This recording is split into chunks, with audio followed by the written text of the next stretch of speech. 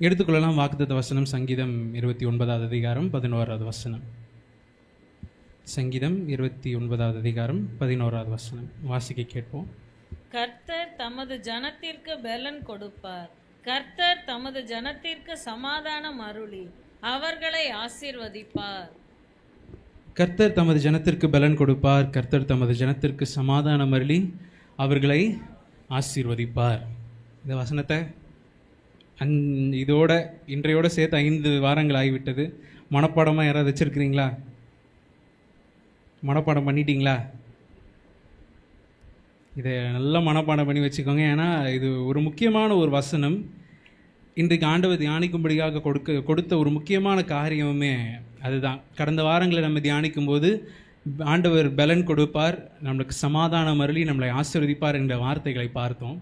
நேற்றைய தினத்தில் இந்த வசனத்தை உட்கார்ந்து தியானிக்கும் போது ஆண்டவர் வெளிச்சம் போட்டு காண்பித்த ஒரு காரியம், கர்த்தர் தமது ஜனத்திற்கு பலன் கொடுப்பார், தமது ஜனத்திற்கு சமாதானம் அருளி அவர்களை ஆசீர்வதிப்பார். அப்போது தமது ஜனம், ஹிஸ் பீப்புள், அது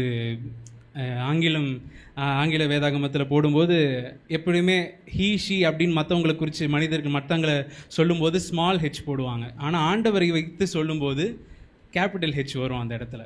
அப்போது ஆண்டவர் அந்த இடத்துல தமது ஜனத்திற்கு அப்படின்னு சொல்லும்போது ஹிஸ் பீப்புள் அப்படின்னு அந்த வார்த்தை ஆண்டவர் காண்பித்து, என்னுடைய ஜனத்திற்கு நான் இந்த ஆசீர்வாதங்களை எல்லாம் கொடுப்பேன் என்று ஆண்டவர் கொடுத்திருக்கிறார்.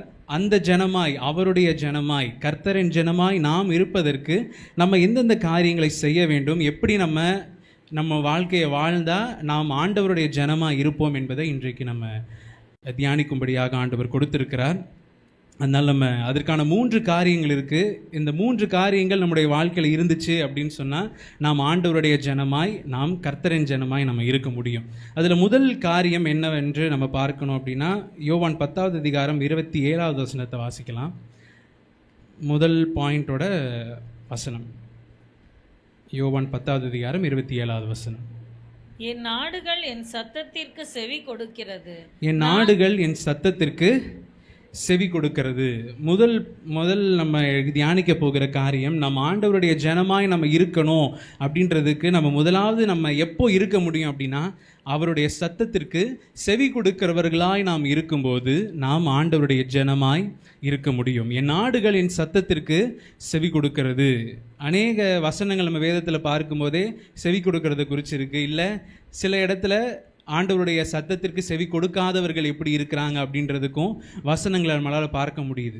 முதலாவது ஒரு நபருக்கு நம்ம கனம் கொடுக்குறோம் அப்படின்றதுக்கு, இல்லை ஒரு மனுஷனாக மதிக்கிறோம் அப்படின்றதுக்கு முதல் காரியம் என்ன அப்படின்னா, அவங்க நம்மக்கிட்ட ஒரு வார்த்தையை சொல்கிறாங்க அப்படின்னா அந்த வார்த்தையை நம்ம செவி கொடுக்கறது. ஒரு ஆள் நம்மக்கிட்ட பேசிக்கிட்டே இருக்கிறாங்க, ஆனால் அவங்க பேசுகிறத நம்ம எந்த விதத்துலையும் கண்டுக்காமல் நம்ம இன்னொருத்தர்கிட்ட நம்ம இன்னொரு கான்வர்சேஷனில் இன்னொரு உரையாடலில் நம்ம இருக்கிறோம் அப்படின்னு சொன்னால் அந்த ஆளை நம்ம என்ன பண்ணலை, நம்ம மதிக்கவே இல்லை. அந்த ஆளோட வார்த்தையை மதிக்கிறது வேற கட்டத்தில் இருக்கட்டும், முதலாவது அந்த மனிதரையே நம்ம என்ன பண்ணலை, நம்ம மதிக்கலை அப்படின்றது தான் அர்த்தம். அப்போது என் நாடுகள் என் சத்தத்திற்கு செவி கொடுக்கிறது. முதலாவது நம்ம செய்ய வேண்டிய காரியம், ஆண்டவருடைய சத்தத்திற்கு நம்ம செவி கொடுக்கிறவர்களாக நம்ம இருக்க வேண்டியது மிக முக்கியமான ஒரு காரியம். வேதத்தில் ஆண்டவருடைய தாசர்கள், நம்ம வேதத்தில் இருக்க நம்முடைய முன்னோர்கள் எல்லாருமே பார்க்கும்போது ஆண்டவருடைய சத்தத்தை அறிந்தவர்களாய் அதற்கு செவி கொடுக்கிறவர்களாக இருந்திருக்கிறாங்க. அதில் முதலாவது நம்ம பார்க்கும்போது நம்ம ஆதியாகமம் புத்தகத்தை எடுத்துக்கொள்ளலாம். ஆதியாகமம் 3வது அதிகாரம் சில சம்பவங்களை சொல்லி நம்ம இந்த வார்த்தைகளை நம்ம தியானிக்கலாம். முதலாவது ஆதியாகமம் 3வது அதிகாரத்தில் பார்க்கும்போது ஏவாளை குறித்து இந்த இடத்துல நம்ம பார்க்க முடியும். அதாவது மனிதனை ஆண்டவர் பூமியின் எல்லா காரியங்களையும் ஆண்டவர் உண்டாக்கினார், உருவாக்கினார். அதற்கப்புறம் எந்த கனியை தோட்டத்தின் நடுவில் வச்சாரு? ஜீவ விருட்சத்தின் கனியை ஆண்டவர் வைத்தார், நன்மை தீமை அறியும்படியாக. அந்த கனியை புசிக்க கூடாது என்று சொல்லி ஆண்டவர் மனிதனுக்கு ஒரு கட்டளையை வைத்திருந்தார். அங்கே இருக்கிற எல்லா கனிகளையும் புசிக்கலாம், எல்லாமே உன்னுடையது. ஆதாமுக்கு ஆண்டவர் கொடுத்த ஒரு பெரிய பாக்கியமே தான் உண்டாக்கின எல்லா காரியங்களுக்கும் அவர் பேர் வைக்காதபடிக்கு 2வது அதிகாரத்தில் நம்ம பார்க்கும்போது அந்த காரியங்களுக்கு, அந்த ஆண்டவர் படைத்த எல்லா காரியங்களுக்கும் ஆதாம் என்ன பேர் வைப்பான்னு பார்க்கும்படியாக ஆண்டவர் பூமிக்கு வந்தார் அப்படின்னு சொல்லி பார்க்குறோம். அப்போ ஆண்டவர் எல்லா காரியத்தையும் மனிதனுக்காகவே படைத்தார். அந்த 2வது அதிகாரத்தில் அந்த வசனத்தை பார்க்கும்போதே தான் உண்டாக்கின அந்த காரியங்களை பராமரிக்கும்படியாக ஒரு மனிதனை அந்த இடத்துல ஆண்டவர் உண்டாக்கி வைத்தார் என்று நம்ம பார்க்கிறோம். அப்போ அந்த அந்த காரியம், அந்த தோட்டம், இந்த ஏதேன் தோட்டம் முழுமையுமே யாருக்கு தான்? இப்போ 2 நபர்களுக்கு தான் இருந்துச்சு. அந்த ஏதேன் தோட்டம் எவ்வளோ பெருசு, எத்தனை ஏக்கர், இல்லை ஒரு மொத்த பூமியே அப்படி தான் இருந்துச்சா, அது நம்மளுக்கு தெரியல. ஆனால் அது அந்த முழுமையும் ஆண்டவர் யாருக்காக தான் உண்டாக்கினார்? யாருக்காக? ஆதாமுக்கும் ஏவாளுக்குமாய் ஆண்டவர் உருவாக்கினார். உருவாக்கி அந்த காரியங்கள் எல்லாவற்றையும் கொடுத்து தான் ஆசீர்வாதங்கள் எல்லாம் கொடுக்கிறார். நீங்கள் பலுகி பெருகி பூமியை நிரப்பி அதை சுதந்திரித்துக் கொள்ளுங்கள், அப்புறம் ஆண்டு கொள்ளுங்கள் என்று சொல்லி ஆண்டவர் வார்த்தைகளை எல்லாம் கொடுத்து இவ்வளவு பெரிதான ஒரு ஆசீர்வாதத்தை அவர்களுக்கு கொடுத்தாரு. என்ன கண்டிஷன் தான் வச்சாரு? ஒரு 10 கண்டிஷனு. ஒன்னே ஒன்று. என்னது அது? நன்மை தீமை அறியத்தக்க அந்த ஒரு கனியை நீங்கள் புசிக்க வேண்டாம் என்கிற அந்த ஒரே ஒரு கண்டிஷனை தான் ஆண்டவர் வச்சார். ஆனால் அந்த கண்டிஷனை கேட்ட, அந்த கண்டிஷனுக்கு செவி கொடுத்த ஏவாளும் ஆதாமும் அதற்கு என்ன பண்ணலை அப்படின்னு சொன்னால், அதை கேட்டாங்க. ஆண்டவர் அப்படி மதிக்காமலாம் இல்லை. ஏன்னா ஆண்டவரோடு உறவாடினார்கள். அவர்கள் ஆண்டவரோடு சாயங்கால வேலையெல்லாம் அவங்க நடந்து போனாங்க. எல்லா வார்த்தைகளும் நம்ம வேதத்தில் நம்ம பார்க்குறோம். ஆனால் செவி கொடுத்தவர்கள் அதற்கு சரியாக செவி கொடுக்கவில்லை, கவனமாக செவி கொடுக்கவில்லை. ஏன் அப்படின்னு சொன்னால், அடுத்த வசனங்கள் 3வது அதிகாரத்தில் நம்ம பார்க்குறோம். அந்த இடத்துல சோதனைக்காரன், சத்துரு, வஞ்சிக்கிறவன், அப்படி அநேக பெயர்களை பிசாசுக்கு நம்ம கொடுத்துக்கிட்டே இருக்கலாம். அந்த 3வது அதிகாரத்துடைய முதல் வசனத்தையே பார்க்கும்போது, தேவனாகிய கர்த்தர் உண்டாக்கின சகல காட்டு ஜீவன்களை பார்க்கிலும் சர்ப்பமானது தந்திரமுள்ளதாய் இருந்தது. அப்போ பாருங்க, ஆரம்பத்திலிருந்தே சர்ப்பம் என்பது தந்திரமுள்ள ஒரு காரியமாய் கொடுக்கப்பட்டிருக்கு. இந்த சர்ப்பம் அந்த இடத்துல தந்திரமுள்ளதாய் வார்த்தைகளை திரிச்சு இந்த இடத்துல சொல்லுது. அந்த முதல் வசனத்தை நம்ம வாசிக்கலாம். முதல் 3 வசனங்களை வாசிச்சிருங்க. தேவனாகிய கர்த்தர் உண்டாக்கின சகல காட்டு ஜீவன்களை பார்க்கிலும் சர்ப்பமானது தந்திரமுள்ளதாய் இருந்தது. அது ஸ்திரீயை நோக்கி, நீங்கள் தோட்டத்திலுள்ள சகல விருட்சங்களின் கனியையும் புசிக்க வேண்டாம் என்று தேவன் சொன்னது உண்டோ என்றது. ஸ்திரீ சர்ப்பத்தை பார்த்து, நாங்கள் தோட்டத்தில் உள்ள விருட்சங்களின் கனிகளை புசிக்கலாம், ஆனாலும் தோட்டத்தின் நடுவில் இருக்கிற விருட்சத்தின் கனியை குறித்து தேவன் நீங்கள் சாகாதபடிக்கு அதை புசிக்கவும் அதை தொடவும் வேண்டாம் என்று சொன்னார் என்றாள். இந்த இடத்துல பார்க்குறோம், முதலாவது ஒரு கேள்வியை கேட்குது சர்ப்பமானது. நீங்கள் தோட்டத்தில் உள்ள சகல விருட்சங்களின் கனியையும் புசிக்க வேண்டாம் என்று தேவன் சொன்னது உண்டோ? இந்த இடத்துல முதல் காரியமே அதாவது பேசக்கூடாத நபரோடு பேசினது, அது டோட்டலாக வேற ஒரு மெசேஜுக்கு போயிடும். ஆனால் இந்த இடத்துல பாருங்க, அடுத்து முதல் காரியம் அங்கே நடந்துச்சு. அதுக்கு ஏவாள் பதில் சொல்கிறாங்க. சரியான பதிலை தான் அந்த இடத்துல சொல்கிறாங்க. ஆனால் அதாவது நீங்கள் 3வது வசனத்தில் பார்க்கும்போது, நீங்கள் சாகாதபடிக்கு அதை புசிக்கவும் அதை தொடவும் வேண்டாம் என்று சொன்னார். ஆண்டவர் சொன்னது இதுதான் அப்படின்னு சொல்லிட்டா. 4வது வசனத்தில் தான் பார்க்கும்போது, அப்பொழுது சர்ப்பம் ஸ்திரீயை நோக்கி, நீங்கள் சாகவே சாவதில்லை அப்படின்னு சொல்லிட்டு அங்கே ஒரு பெரிய உரையாடல் அங்கே ஒன்று வருது. நீங்கள் இதை புசிக்கும் நாளிலே நீங்கள் உங்கள் கண்கள் திறக்கப்படும் என்றும் நீங்கள் நன்மை தீமை அறிந்து தேவர்களைப் போல இருப்பீர்கள் என்று தேவன் அறிவார் என்றது. இந்த இடத்துல ஆண்டவர் சொன்ன வார்த்தை ஒன்று இருக்குது. ஆண்டவர் முக்கியப்படுத்தி சொன்ன காரியங்கள் இருக்குது. அந்த காரியத்திற்கு செவி கொடுத்தாங்க. செவி கொடுத்ததுனால தான் இந்த இடத்துல சர்ப்பம் கேட்கும்போது அந்த காரியத்தை அப்படியே டிட்டோ ஆண்டவர் இதை தான் சொன்னார் அப்படின்னு சொல்கிறாங்க. ஆனால் அதற்கு சரியாய் செவி கொடுக்காதபடியினால், அதற்கு கவனமாக இல்லாதபடியினால தான் இந்த இடத்துல அப்படியே வார்த்தையை மாற்றி, இல்லை நீங்கள் சாக மாட்டீங்க அப்படின்னு சொல்லி அடுத்த ஒரு காரியம் வரும்போது, இப்போ நீங்கள் நல்லா நீங்களே சிந்திச்சு பாருங்க. ஒருவேளை கவனமாய் கவனித்திருந்தார்கள் என்று சொன்னால், நீங்கள் சாகவே சாவதில்லை, உங்கள் கண்கள் திறக்கப்படும், நீங்கள் நன்மை தீமை அறிந்து தேவர்களைப் போல் ஆவீர்கள் என்று சொல்லும்போது அடுத்து ஒரு உரையாடல் வந்திருக்கணுமா இல்லையா? வந்திருக்கணுமா இல்லையா? ஏன்னா ஆண்டவருடைய வார்த்தை இல்லை, இப்போ பிசாசு சொல்லுது நீங்கள் சாக மாட்டீங்கன்னு. ஆனால் திரும்பி என்ன சொல்லியிருக்கணும்? இல்லை, ஆண்டவர் என்ன தான் சொன்னார்? நீங்கள் சாவீர்கள், நீங்கள் இதை புசிக்கும் நாளிலே சாகவே சாவீர்கள் என்று ஆண்டவர் சொன்னார் அப்படின்னு சொல்லி அந்த இடத்துல நின்று இருக்கணும். ஆனால் அப்படி செய்யாதபடிக்கு அடுத்ததே என்னதான் நடந்துச்சு? அப்பொழுது ஸ்திரீயானவள் அந்த விருட்சம் புசிப்புக்கு நல்லதும் பார்வைக்கு இன்பமும் புத்தியை தெளிவிக்கிறதுமாய் இச்சிக்கப்படத்தக்க விருட்சமுமாய் இருக்கிறது என்று கண்டு. அப்போ என்ன வந்துருச்சு அந்த இடத்துல? ஒரு கொஸ்டின் மார்க், ஒரு டவுட்டு, ஒரு கேள்வி அந்த இடத்துல வந்துருச்சு. ஏன்னா கவனமாய் கவனிக்காதபடியினால். நம்மில் அநேகர் செய்கிற தவிர என்னன்னா, ஆண்டவர் ஒரு வார்த்தையை கொடுப்பாரு, புல்பிட்டிலிருந்து ஒரு வார்த்தையாக இருக்கலாம், இல்லை நீங்கள் வேதத்தை தியானிக்கும் போது ஆண்டவர் ஒரு வார்த்தையை கொடுத்துருக்கலாம், இல்லை ஒரு வாக்குத்தத்தத்தை கொடுத்துருக்கலாம், இல்லை ஒரு காரியத்தை குறித்து நீங்கள் கேள்விகளோடும் குழப்பங்களோடு நீங்கள் ஆண்டவருடைய சமூகத்தில் வந்து நிற்கும்போது அதை குறித்து ஆண்டவருடைய வார்த்தை உங்களுக்கு நேராக கடந்து வரும்போது கூட இருக்கலாம். அந்த வார்த்தையை நம்ம கவனமாய் கவனிக்க வேண்டியது மிக மிக முக்கியமான ஒரு காரியம். செவி கொடுக்க சேர்வதே நலம். செவி கொடுக்கணும் அப்படின்னா கவனமாய் நம்ம செவி கொடுக்க வேண்டியது ரொம்ப முக்கியமான ஒரு காரியம். நம்ம அறகுறையாக ஒரு காரியத்தை நம்ம கவனித்தோம் அப்படின்னு சொன்னால் அந்த காரியம், நம்ம செய்ய போகிற காரியம் என்ன ஆகாது, நன்மையான ஒரு காரியமாய் முடியவும் முடியாது. ஏன்னா சரியாகவே ஒரு காரியத்தை கேட்கல. நல்லா தெரிஞ்ச ஒரு தம்பி என்ன பண்ணுவான் அப்படின்னா, ஒரு வேலையை சொல்ல ஆரம்பிக்கும் போதே இந்த இடத்துல அப்படின்னு சரி அப்படின்னு அந்த இடத்த விட்டு ஓடிடுவான். அங்கேருந்து என்ன சொன்னோம், அங்கே போய் என்ன செய்யணும் அதெல்லாம் இல்லை, சொன்னீங்க போயிட்டேன், போயிட்டு அங்கேருந்து ஃபோன் பண்ணுவான், அண்ணா நீங்கள் என்ன சொன்னீங்க அப்படின்ட்டு. அப்போ இதுக்கு என்ன அர்த்தம்? செவி கொடுத்துட்டான், நல்ல பையன், செவி கொடுத்துட்டான். ஆனால் என்ன பண்ணலை, கவனமாய் செவி கொடுக்கல. போய் என்ன செய்யணும், அங்கே என்ன இருக்குது, அங்கே இருக்கிறத எடுத்துகிட்டு வரணுமா, இல்லை ஒரு பொருளை எடுத்துகிட்டு கொண்டு போய் அங்கே வைக்கணுமா, இவ்வளவு காரியத்தை நம்ம கவனிக்க வேண்டியதாக இருக்குது. ஆனால் நான் செவி கொடுத்துட்டேன், நீங்கள் இதை செய்ய சொன்னீங்க, என்ன பண்ணிட்டேன், செஞ்சுட்டேன், அவ்வளோதான் அப்படின்றது இல்லாதபடிக்கு நாம் கவனமாய் செவி கொடுக்க வேண்டியது முக்கியமான ஒரு காரியம். இந்த இடத்துல ஏவாள் சரியாக கவனமாய் ஆண்டவருக்கு செவி கொடுக்காத பதிலினால் இந்த இடத்துல அவளும் விழுந்து போய், அதற்கு பின்பாக ஆதாமும் அந்த பாவத்தில் விழுந்து, இவர்கள் 2 பேரும் அந்த பெரிய ஆண்டவர் தங்களுக்கு கொடுத்திருந்த மகிமை. இந்த இடத்துல பாருங்க, பிசாசு சொல்லும்போது நீங்கள் தேவர்களைப் போல இருப்பீர்கள். அந்த இடத்துல உண்மையிலேயே சொல்ல போனால் அவர்கள் தேவர்களாக தான் இருந்தார்கள்.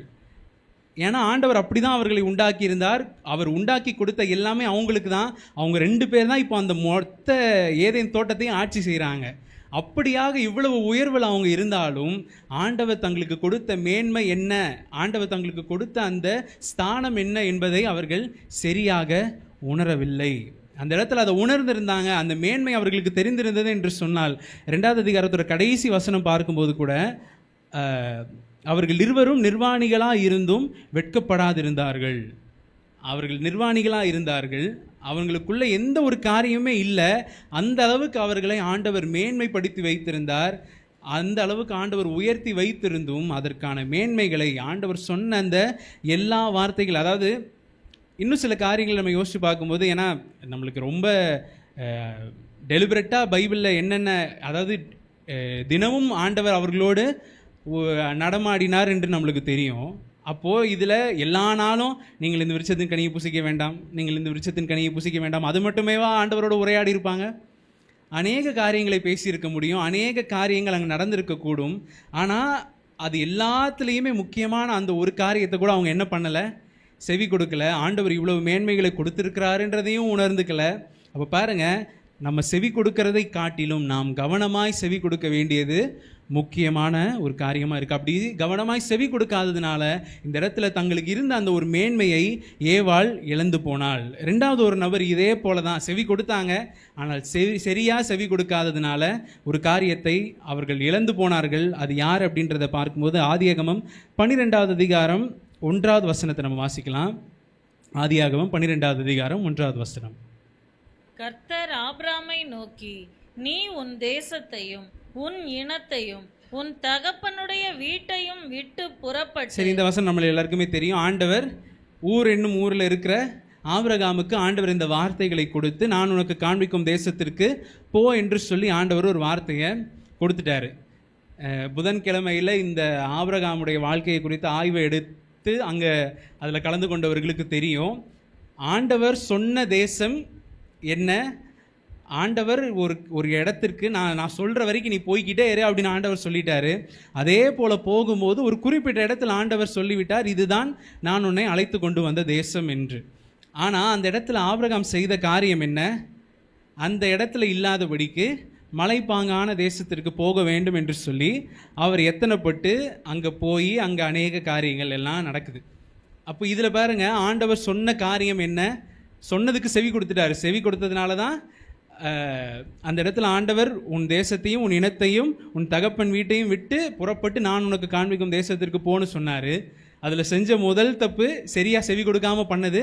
தகப்பன் வீட்டை விட்டுட்டு போகலை, தகப்பனையும் சேர்த்து என்ன பண்ணிட்டாரு, கூட்டிட்டு ஆரானுக்கு போய் அங்கே இருந்துட்டாரு. அங்கே இருந்ததுக்கப்புறம் தான் திரும்பி ஆண்டவருடைய வார்த்தை ஆபிரகாமுக்கு உண்டாகி இந்த வசனம் வருது. வரும்போதும் இங்கேயும் என்ன பண்ணலை, தகப்பன் வீட்டை விட்டுட்டு வரல, அங்கேயும் கூட ஒருத்தரை கூட்டு வராரு. யார்? லோத்துவை கூடவே அழைச்சி கொண்டு அங்கேயும் வராரு. அங்கேயும் திரும்பி வந்து ஆண்டவர் சொன்ன தேசத்துக்கு வந்துட்டாங்க. வந்த பிறகும் அங்கேயும் ஆண்டவர் சொன்ன தேசத்தில் இல்லாதபடிக்கு அங்கேருந்து மறுபடியும் மலைப்பாங்கான தேசத்திற்கு போய் அங்கேருந்து திரும்பி எகிப்திற்கு போய், இப்படி பாருங்க, ஆண்டவர் சொன்ன காரியம் ஒன்றாக இருக்க, விசுவாசிகளின் தகப்பன், ஆண்டவருக்கு ரொம்ப பிரியமானவன், ஆண்டவருடைய சிநேகிதன், எல்லாமே ஓகே தான். ஆனால் ஆபிராம் அவருடைய வாழ்க்கையில் செய்த காரியங்கள் என்ன? ஆண்டவர் சொன்ன காரியத்திற்கு செவி கொடுத்தாரு, ஆனால் என்ன பண்ணலை, கவனமாய் செவி கொடுக்கவில்லை. கவனமாய் செவி கொடுக்காதபடியினால் தன்னுடைய வாழ்க்கையில் அலைந்து திரிகிற ஒரு நபராய் அவர் இருந்ததை நம்ம பார்க்கிறோம். அதே ஆபிரகாம் திரும்பி என்ன பண்ணுறாரு, 15வது அதிகாரத்தில் 4வது அந்த வசனங்கள் எல்லாமே நம்ம பார்க்கும்போது அதில் என்ன நடக்குது அப்படின்னு சொன்னால், இந்த காரியங்கள் நடந்த பின்பு முதல் 2 வசனங்களை வாசிங்க. இந்த காரியங்கள் நடந்த பின்பு கர்த்தருடைய வார்த்தை ஆபிராமுக்கு தரிசனத்திலே உண்டாகி, அவர், ஆபிராமே, நீ பயப்படாதே, நான் உனக்கு கேடகமும் உனக்கு மகா பெரிய பலனுமாய் இருக்கிறேன் என்றார். அதற்கு ஆபிராம், கர்த்தராகிய ஆண்டவரே, அடியேனுக்கு என்ன தருவீர்? நான் பிள்ளை இல்லாமல் இருக்கிறேனே. தமஸ்கு ஊரானாகிய இந்த எலியேசர், ஆண்டவரே, அடியேனுக்கு என்ன தருவீர்? நான் பிள்ளை இல்லாமல் இருக்கிறேனே. அதில் தான் 4வது வசனத்தை தொடர்ந்து பார்க்கும்போது, எலியேசரை நான் என்னுடைய வீட்டு சுதந்திரவாளியாக எடுத்துக்கொள்ளட்டுமா அப்படின்னு கேட்கும்போது ஆண்டவர் 4வது வசனத்தில் சொல்கிறாரு, அப்பொழுது கர்த்தருடைய வார்த்தை அவனுக்கு உண்டாகி, இவன் உனக்கு சுதந்திரவாளி அல்ல, உன் கற்ப பிறப்பாய் இருப்பவனே உனக்கு சுதந்திரவாளி ஆவான் என்று சொல்லி. அப்போ ஆண்டவர் திட்டமும் தெளிவுமா இந்த இடத்துல ஆபிரகாமுக்கு ஒரு வார்த்தை ஆண்டவர் கொடுக்கிறாரு. இந்த எலியேசர் உனக்கு என்னவா இருக்க முடியாது, உன்னுடைய சுதந்திரவாளியாக இருக்க முடியாது, உன்னுடைய ஆஸ்திகள் அவனுக்கு கிடையாது, உன் கர்ப்ப பிறப்பாய் இருப்பவனே அதற்கு சுதந்திரவாளியாக இருப்பான் என்று சொல்லி ஆண்டவர் ஒரு வார்த்தையை இந்த இடத்துல ஆபிரகாமுக்கு கொடுத்துட்டாரா? என்ன சொல்லுங்க, என்ன எல்லாம் மௌனமாக இருக்கிறீங்க? இப்படி கொடுத்துட்டாரா? வார்த்தையை கொடுத்துட்டாரு. என்னன்னு சொன்னார்? உன் கர்ப்ப பிறப்பாய் இருப்பவனே. அப்போது அப்படியே 16வது அதிகாரத்தின் முதல் வசனத்திற்கு வாங்க. முதல் 2 வசனங்களை வாசிங்க. ஆபிரகாமுடைய மனைவியாகிய சாராய்க்கு பிள்ளை இல்லாதிருந்தது. எகிப்து தேசத்தாளாகிய ஆகார் என்னும் பெயர் கொண்ட ஒரு அடிமை பெண் அவளுக்கு இருந்தாள். சாராய் ஆபிரகாமை நோக்கி, நான் பிள்ளை பெறாதபடிக்கு கர்த்தர் என் கர்ப்பத்தை அடைத்திருக்கிறார், என் அடிமை பெண்ணோடே சேரும், ஒருவேளை அவளால் என் வீடு கட்டப்படும் என்றாள். சாராயின் வார்த்தைக்கு ஆபிரகாம் செவி கொடுத்தான். அல்லேலூயா, அல்லேலூயா. ஆண்டவர் சொன்னாரா? கர்த்தர் என் கர்ப்பத்தை அடைத்திருக்கிறார். ஆண்டவர் சொன்னாரா? அதோட என்ன, என் அடிமை பெண்ணோட சேரும், ஒருவேளை அவளால் என் வீடு கட்டப்படும் என்றால். இதுவும் ஆண்டவர் சொன்னாரா? உன் கர்ப்ப பிறப்பாய் இருப்பவனே. அதுதான் இவங்க என்ன பண்ணிட்டாங்க, கர்ப்ப பிறப்பு தான், ஆனால் யார் இது? அடிஷன். ஆண்டவர் சொன்னது யாரோட வச்சு தான்? சாராள் ஒருத்தியை வைத்து தான் ஆண்டவர் சொன்னால், உன் கர்ப்ப பிறப்பாய் இருப்பவனே இதற்கு சுதந்திரவாளியாக இருப்பான் என்று சொல்லும்போது, இதற்கு ஆபிரகாம் சரியாக செவி கொடுத்திருந்தா என்ன பண்ணியிருப்பாரு? இந்த ஐடியா வந்திருக்கும் போது என்ன சொல்லியிருப்பாரு? இல்லைம்மா, ஆண்டவர் என்ன தான் சொன்னார், உன் கர்ப்ப பிறப்பாக இருப்பவன்னு சொல்லி உன்னதாம்மா சொன்னார் அப்படின்ட்டு. ஆனால் இந்த இடத்துல என்ன நடந்துச்சு? சாராயின் வார்த்தைக்கு ஆபிராம் செவி கொடுத்தான். ஆண்டவர் சொன்னது ஒரு பக்கம் இருக்குது, அதை கவனமாக கவனிக்காததுனால ஓகே கர்ப்ப பிறப்புன்னு ஆண்டவர் சொன்னார். அப்போது கர்ப்ப பிறப்புனா அப்போது ஆகார் வழியாக வந்தாலும் அது இதுதான் கர்ப்ப பிறப்பு தானே அப்படின்னு சொல்லி இவர்கள் ஆண்டவருடைய வார்த்தையை இவங்களுக்கு ஏற்ற மாதிரி மாற்றி, அதுவும் பாருங்கள் எவ்வளவு அந்த வார்த்தைகளே பயங்கரமாக இருக்குது. கர்த்தர் என் கர்ப்பத்தை அடைத்திருக்கிறார், அவ்வளோதான். இவங்களே டிக்ளேர் பண்ணி அந்த இடத்துல முடிச்சாச்சு. முந்தின அதிகாரத்தில் தான் ஆண்டவர் வார்த்தையை கொடுத்துருக்கிறார், இல்லை உன் கர்ப்ப பிறப்பு தான் அப்படின்ட்டு. ஆனால் அந்த இடத்துல பாருங்கள், இதற்கு செவி கொடுக்காதபடிக்கு இவர்கள் ஆண்டவருடைய வார்த்தையை கவனமாய் கவனிக்காமல் அந்த வார்த்தைக்கு வேற ஒரு அர்த்தத்தை இவங்களே கொடுத்து, ஒருவேளை இப்படி இருந்திருக்குமோ, ஒருவேளை இப்படி இருக்கும், ஒருவேளை இவள் மூலமாய் என்னுடைய சந்ததி பெருகும் என்று சொல்லி இவங்களே அந்த வார்த்தைக்கு கண்ணு மூக்கு வாய் அது இதுன்னு வச்சு இவங்க ஒரு காரியத்தை இந்த இடத்துல செய்து விட்டார்கள். செய்ததன் மூலமாய் என்ன நடந்துச்சு? ஆகார் கர்ப்பவதி ஆகிறாள். அதன் முன்னால் தன்னுடைய நாச்சியாரை அற்பமாக எண்ணுகிறாள். வீட்டிலேருந்து துரத்தப்பட்டு திரும்பி வந்து இஸ்மவேல் பிளந்து அப்புறம் ஈசாக்கு பிறக்கும்போது திரும்பி என்ன நடக்குது? அற்பமாக என்றான் அப்படின்னு சொல்லி திரும்பி வீட்டை விட்டு துரத்தி. அப்போ பாருங்க, ஒரே ஒரு காரியத்தை தான் ஆண்டவர் சொன்னார். அந்த ஒரு காரியத்திற்கும் கவனமாக இல்லாததுனால ஒரு புதிய ஒரு சந்ததி உருவாகி அது இவங்களுக்கே திரும்பி இடைஞ்சலாகிற அளவுக்கு திரும்பி அனுப்புறதுக்கும் ஆபிரகாமுக்கு மனசு இல்லாமல், ஏன்னா இவரும் இப்போ என்ன ஆகிட்டாரு? கர்ப்ப பிறப்பாயிட்டாரு அப்படின்ற ஒரு காரியத்தினால தான் ஆண்டவர் சொல்கிறாரு, அவன் உன்மூலமாய் பிறந்தபடியினால் அவனையும் நான் ஆசீர்வதிப்பேன்னு சொல்லி தான் ஆண்டவர் அனுப்புறதை பார்க்குறோம். அப்போ பாருங்க, செவி கொடுத்தாரு, ஆனால் என்ன பண்ணலை? கவனமாய் செவி கொடுக்காதபடியினால் தன்னுடைய காரியத்தில் தன்னுடைய வாழ்க்கையில் தேவையில்லாத ஒரு அடிஷனை கொண்டு வந்து அவருடைய வாழ்க்கையில் தொந்தரவுகளும் பிரச்சனைகளும் பெருகி போய்விட்டது. ஆனால் இன்னொரு நபர், இவருடைய சந்ததியிலேயே வர ஒருத்தர் ஆண்டவருக்கு தெளிவாய் செவி கொடுக்குற, அந்த செவி கொடுத்து அதற்கு கவனமாக இருந்த ஒரு நபர் யோசேப்பை குறித்து நம்ம பார்க்கும்போது, யோசேப்புடைய வாழ்க்கையில் ஆண்டவர் அவனுக்கு தரிசனங்களையும் அநேக காரியங்களை அவனுக்கு கனவுகளில் ஆண்டவர் வெளிப்படுத்தி காண்பிக்கிறாரு. அந்த கவனமாய் அவன் அதை பிடித்து கொள்ளும்போது தான் நம்ம 37வது அதிகாரத்தில் பார்க்கும்போது அவனுக்கு ஆண்டவர் 2 தரிசனங்களை கொடுக்கிறார். அரிக்கட்டுகள், அவனுடைய சகோதரருடைய அரிக்கட்டுகள் எல்லாம் அவனை வணங்குறது போலவும், அதுக்கப்புறம் நட்சத்திரங்களும் சூரியனும் சந்திரனும் அவனை வணங்குவது போல ஒரு கனவு அந்த இடத்துல பார்க்குறாரு. பார்த்து அந்த இடத்துல நடக்கிற காரியங்கள் என்ன அப்படின்னு சொன்னால், இந்த காரியங்களை அவன் பார்த்தது நிமித்தமாய் அவனுக்கு அநேக பிரச்சனைகள் வருது.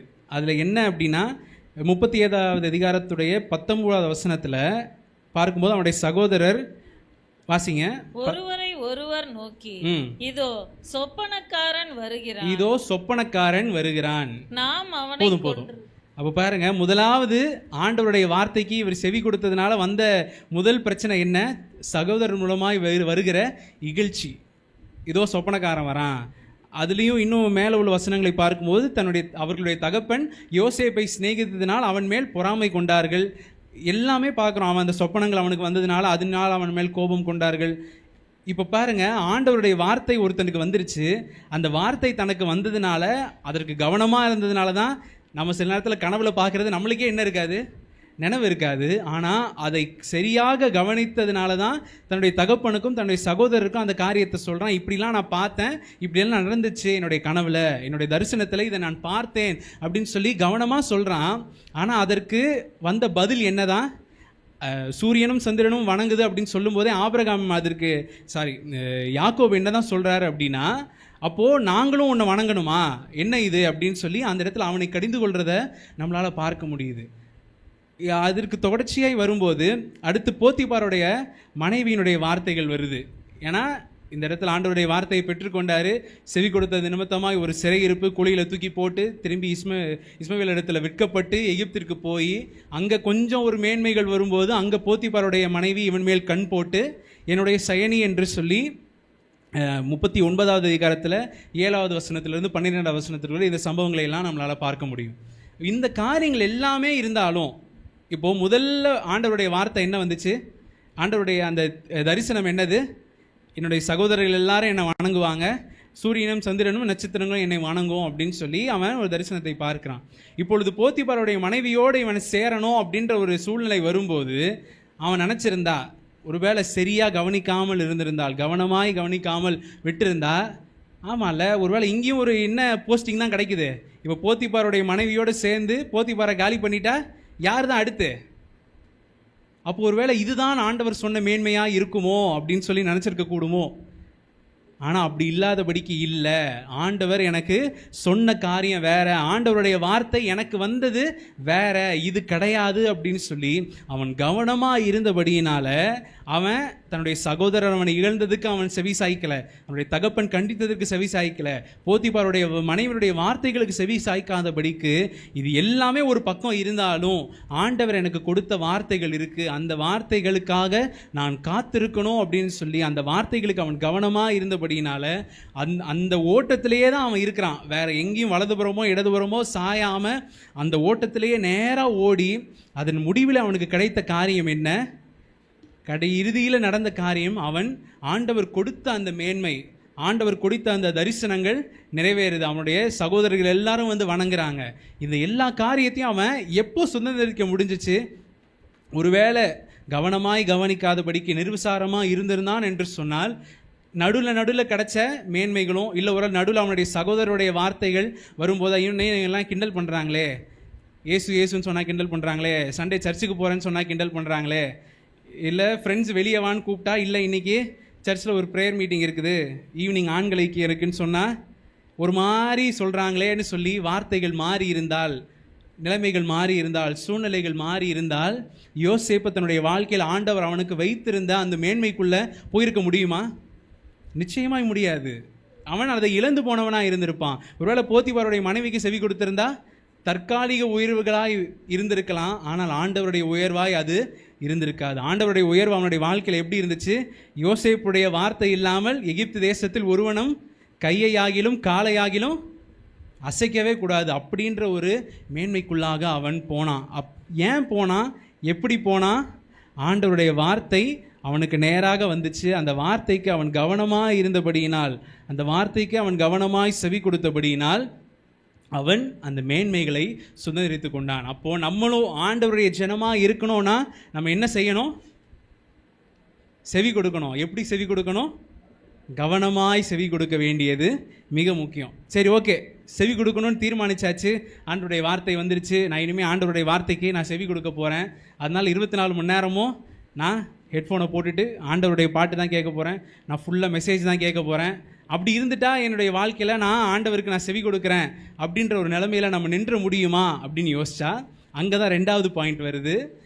ஆண்டவருடைய வார்த்தைக்கு செவி கொடுக்கறது மட்டுமல்ல, அந்த வார்த்தையின்படி நடக்கிறவர்களாய், அந்த வார்த்தைக்கு கீழ்ப்படுகிறவர்களாய் நம்ம இருக்கணும். எப்பொழுது நம்ம ஆண்டவருடைய ஜனமாக இருக்க முடியும் என்று சொன்னால், முதலாவது செவி கொடுக்கணும், 2வது ஆண்டவருடைய வார்த்தைக்கு ஆண்டவருடைய வார்த்தையை பின்பற்றுகிறவர்களாய் இல்லை ஆண்டவருடைய வார்த்தைக்கு கீழ்ப்படுகிறவர்களாய் நம்ம இருக்க வேண்டியது முக்கியம். அதற்கு நம்ம எடுத்துக்கொள்ளலாம் வசனம், யோவான் 14வது அதிகாரம் 15வது வசனம்.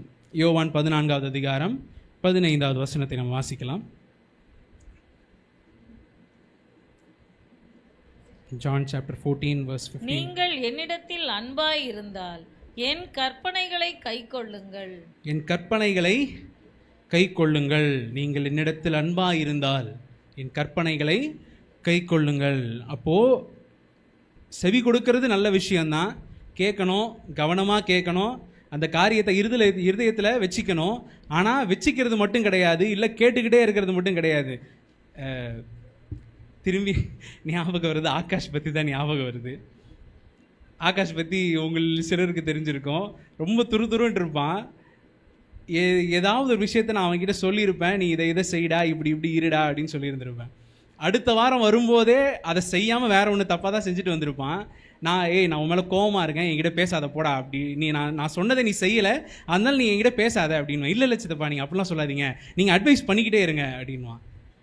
அப்போ பாருங்க, அதன்படி செய்யறதுக்கு நான் ஆயத்தமாக இல்லை அதன்படி நான் செய்ய போகிறது கிடையாது. ஆனால் என்ன பண்ணிக்கிட்டே இருங்க, எனக்கு சொல்லிக்கிட்டே இருங்க, அந்த வார்த்தையை எனக்கு சொல்லிக்கிட்டே இருங்க, எனக்கு அட்வைஸ் பண்ணிக்கிட்டே இருங்க. ஸோ அப்படி இருக்க முடியுமா? ஒருத்தர் ஒரு காரியத்தை நம்ம சொல்கிறோம், அதற்கான ரிசல்ட்டை காமிச்சாதான் ஓகே, நம்ம சொல்கிறதுக்கு ஏதோ ஒரு துளிர் அந்த இடத்துல இருக்குன்றதை நம்ம நினைக்க முடியும். அப்படி இந்த இடத்துல நம்ம பார்க்கும்போது தான் ஆண்டவருக்கு செவி கொடுக்கறது ஓகே, கவனமாக செவி கொடுக்குறோம், அந்த செவி கொடுக்கறதுன்படி நாம் நடக்க வேண்டியது முக்கியமான ஒரு காரியமாக இருக்குது. இதற்கு நம்ம சில நபர்களை குறித்து நம்ம வேதத்தில் பார்க்கலாம்.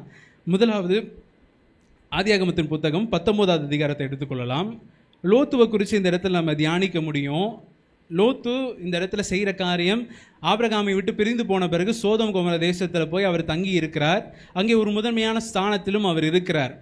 அப்போது தேவ தூதர்கள் ஆண்டவர் ஆபிரகாம் இடத்துல வந்து தங்கி இருக்கிறாங்க. தங்கி இருந்து அவர்கள் சாப்பிட்ட பின்பு சில தூதர்கள் கிழக்கு நோக்கி போனாங்க அப்படின்னு சொல்லி நம்ம வேதத்தில் வாசிக்கிறோம். போகும்போது அவர்கள் சோதோமுக்கு போனார்கள் அப்படின்றத பார்க்கும்போது, சோதோமில் யார் இருக்கிறா? இப்போது லோத்து தங்கி இருக்கிறாரு. தங்கி இருக்கிற அவரிடத்துல அந்த தூதர்கள் பார்க்கும்படியாக வராங்க. எப்படி ஆபிரகாம் வழிபோக்கர்களாய் வருகிற நபர்களிடத்துல ஹாஸ்பிட்டாலிட்டி, அவர்களுக்கு நீங்கள் என்னோட வந்து தங்கி இருங்கன்னு சொல்லி கேட்குறாரோ, அதே முறைமை இவர்கிட்டையும் இருக்குன்றதை நம்மளால் பார்க்க முடியுது. ஏன்னா அது அந்த தூதர்கள் வரும்போது தமஸ்குவின் வாசலில் இருக்கிற இவர், நீங்கள் இன்றைக்கி என்னோட வந்து தங்கி இருங்க அப்படின்னு சொல்லி உங்களை வீட்டுக்கு கூப்பிடுறாரு.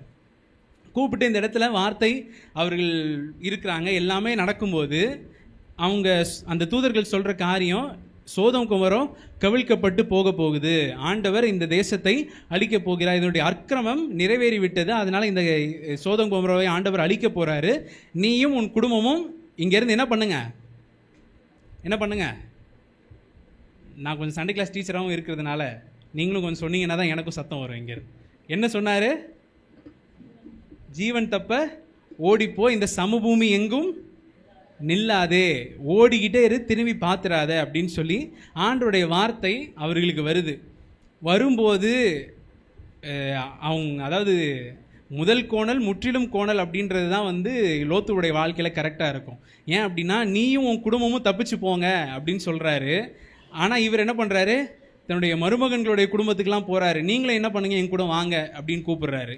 அப்போ கூப்பிடும்போது அவங்க அதெல்லாம் கிடையாது, ஏன்னா எப்படி இந்த தேசம் அழிக்கப்படும், அப்படிலாம் ஒன்றும் கிடையாதுன்னு சொல்லி துரத்தி விட்டுறாங்க.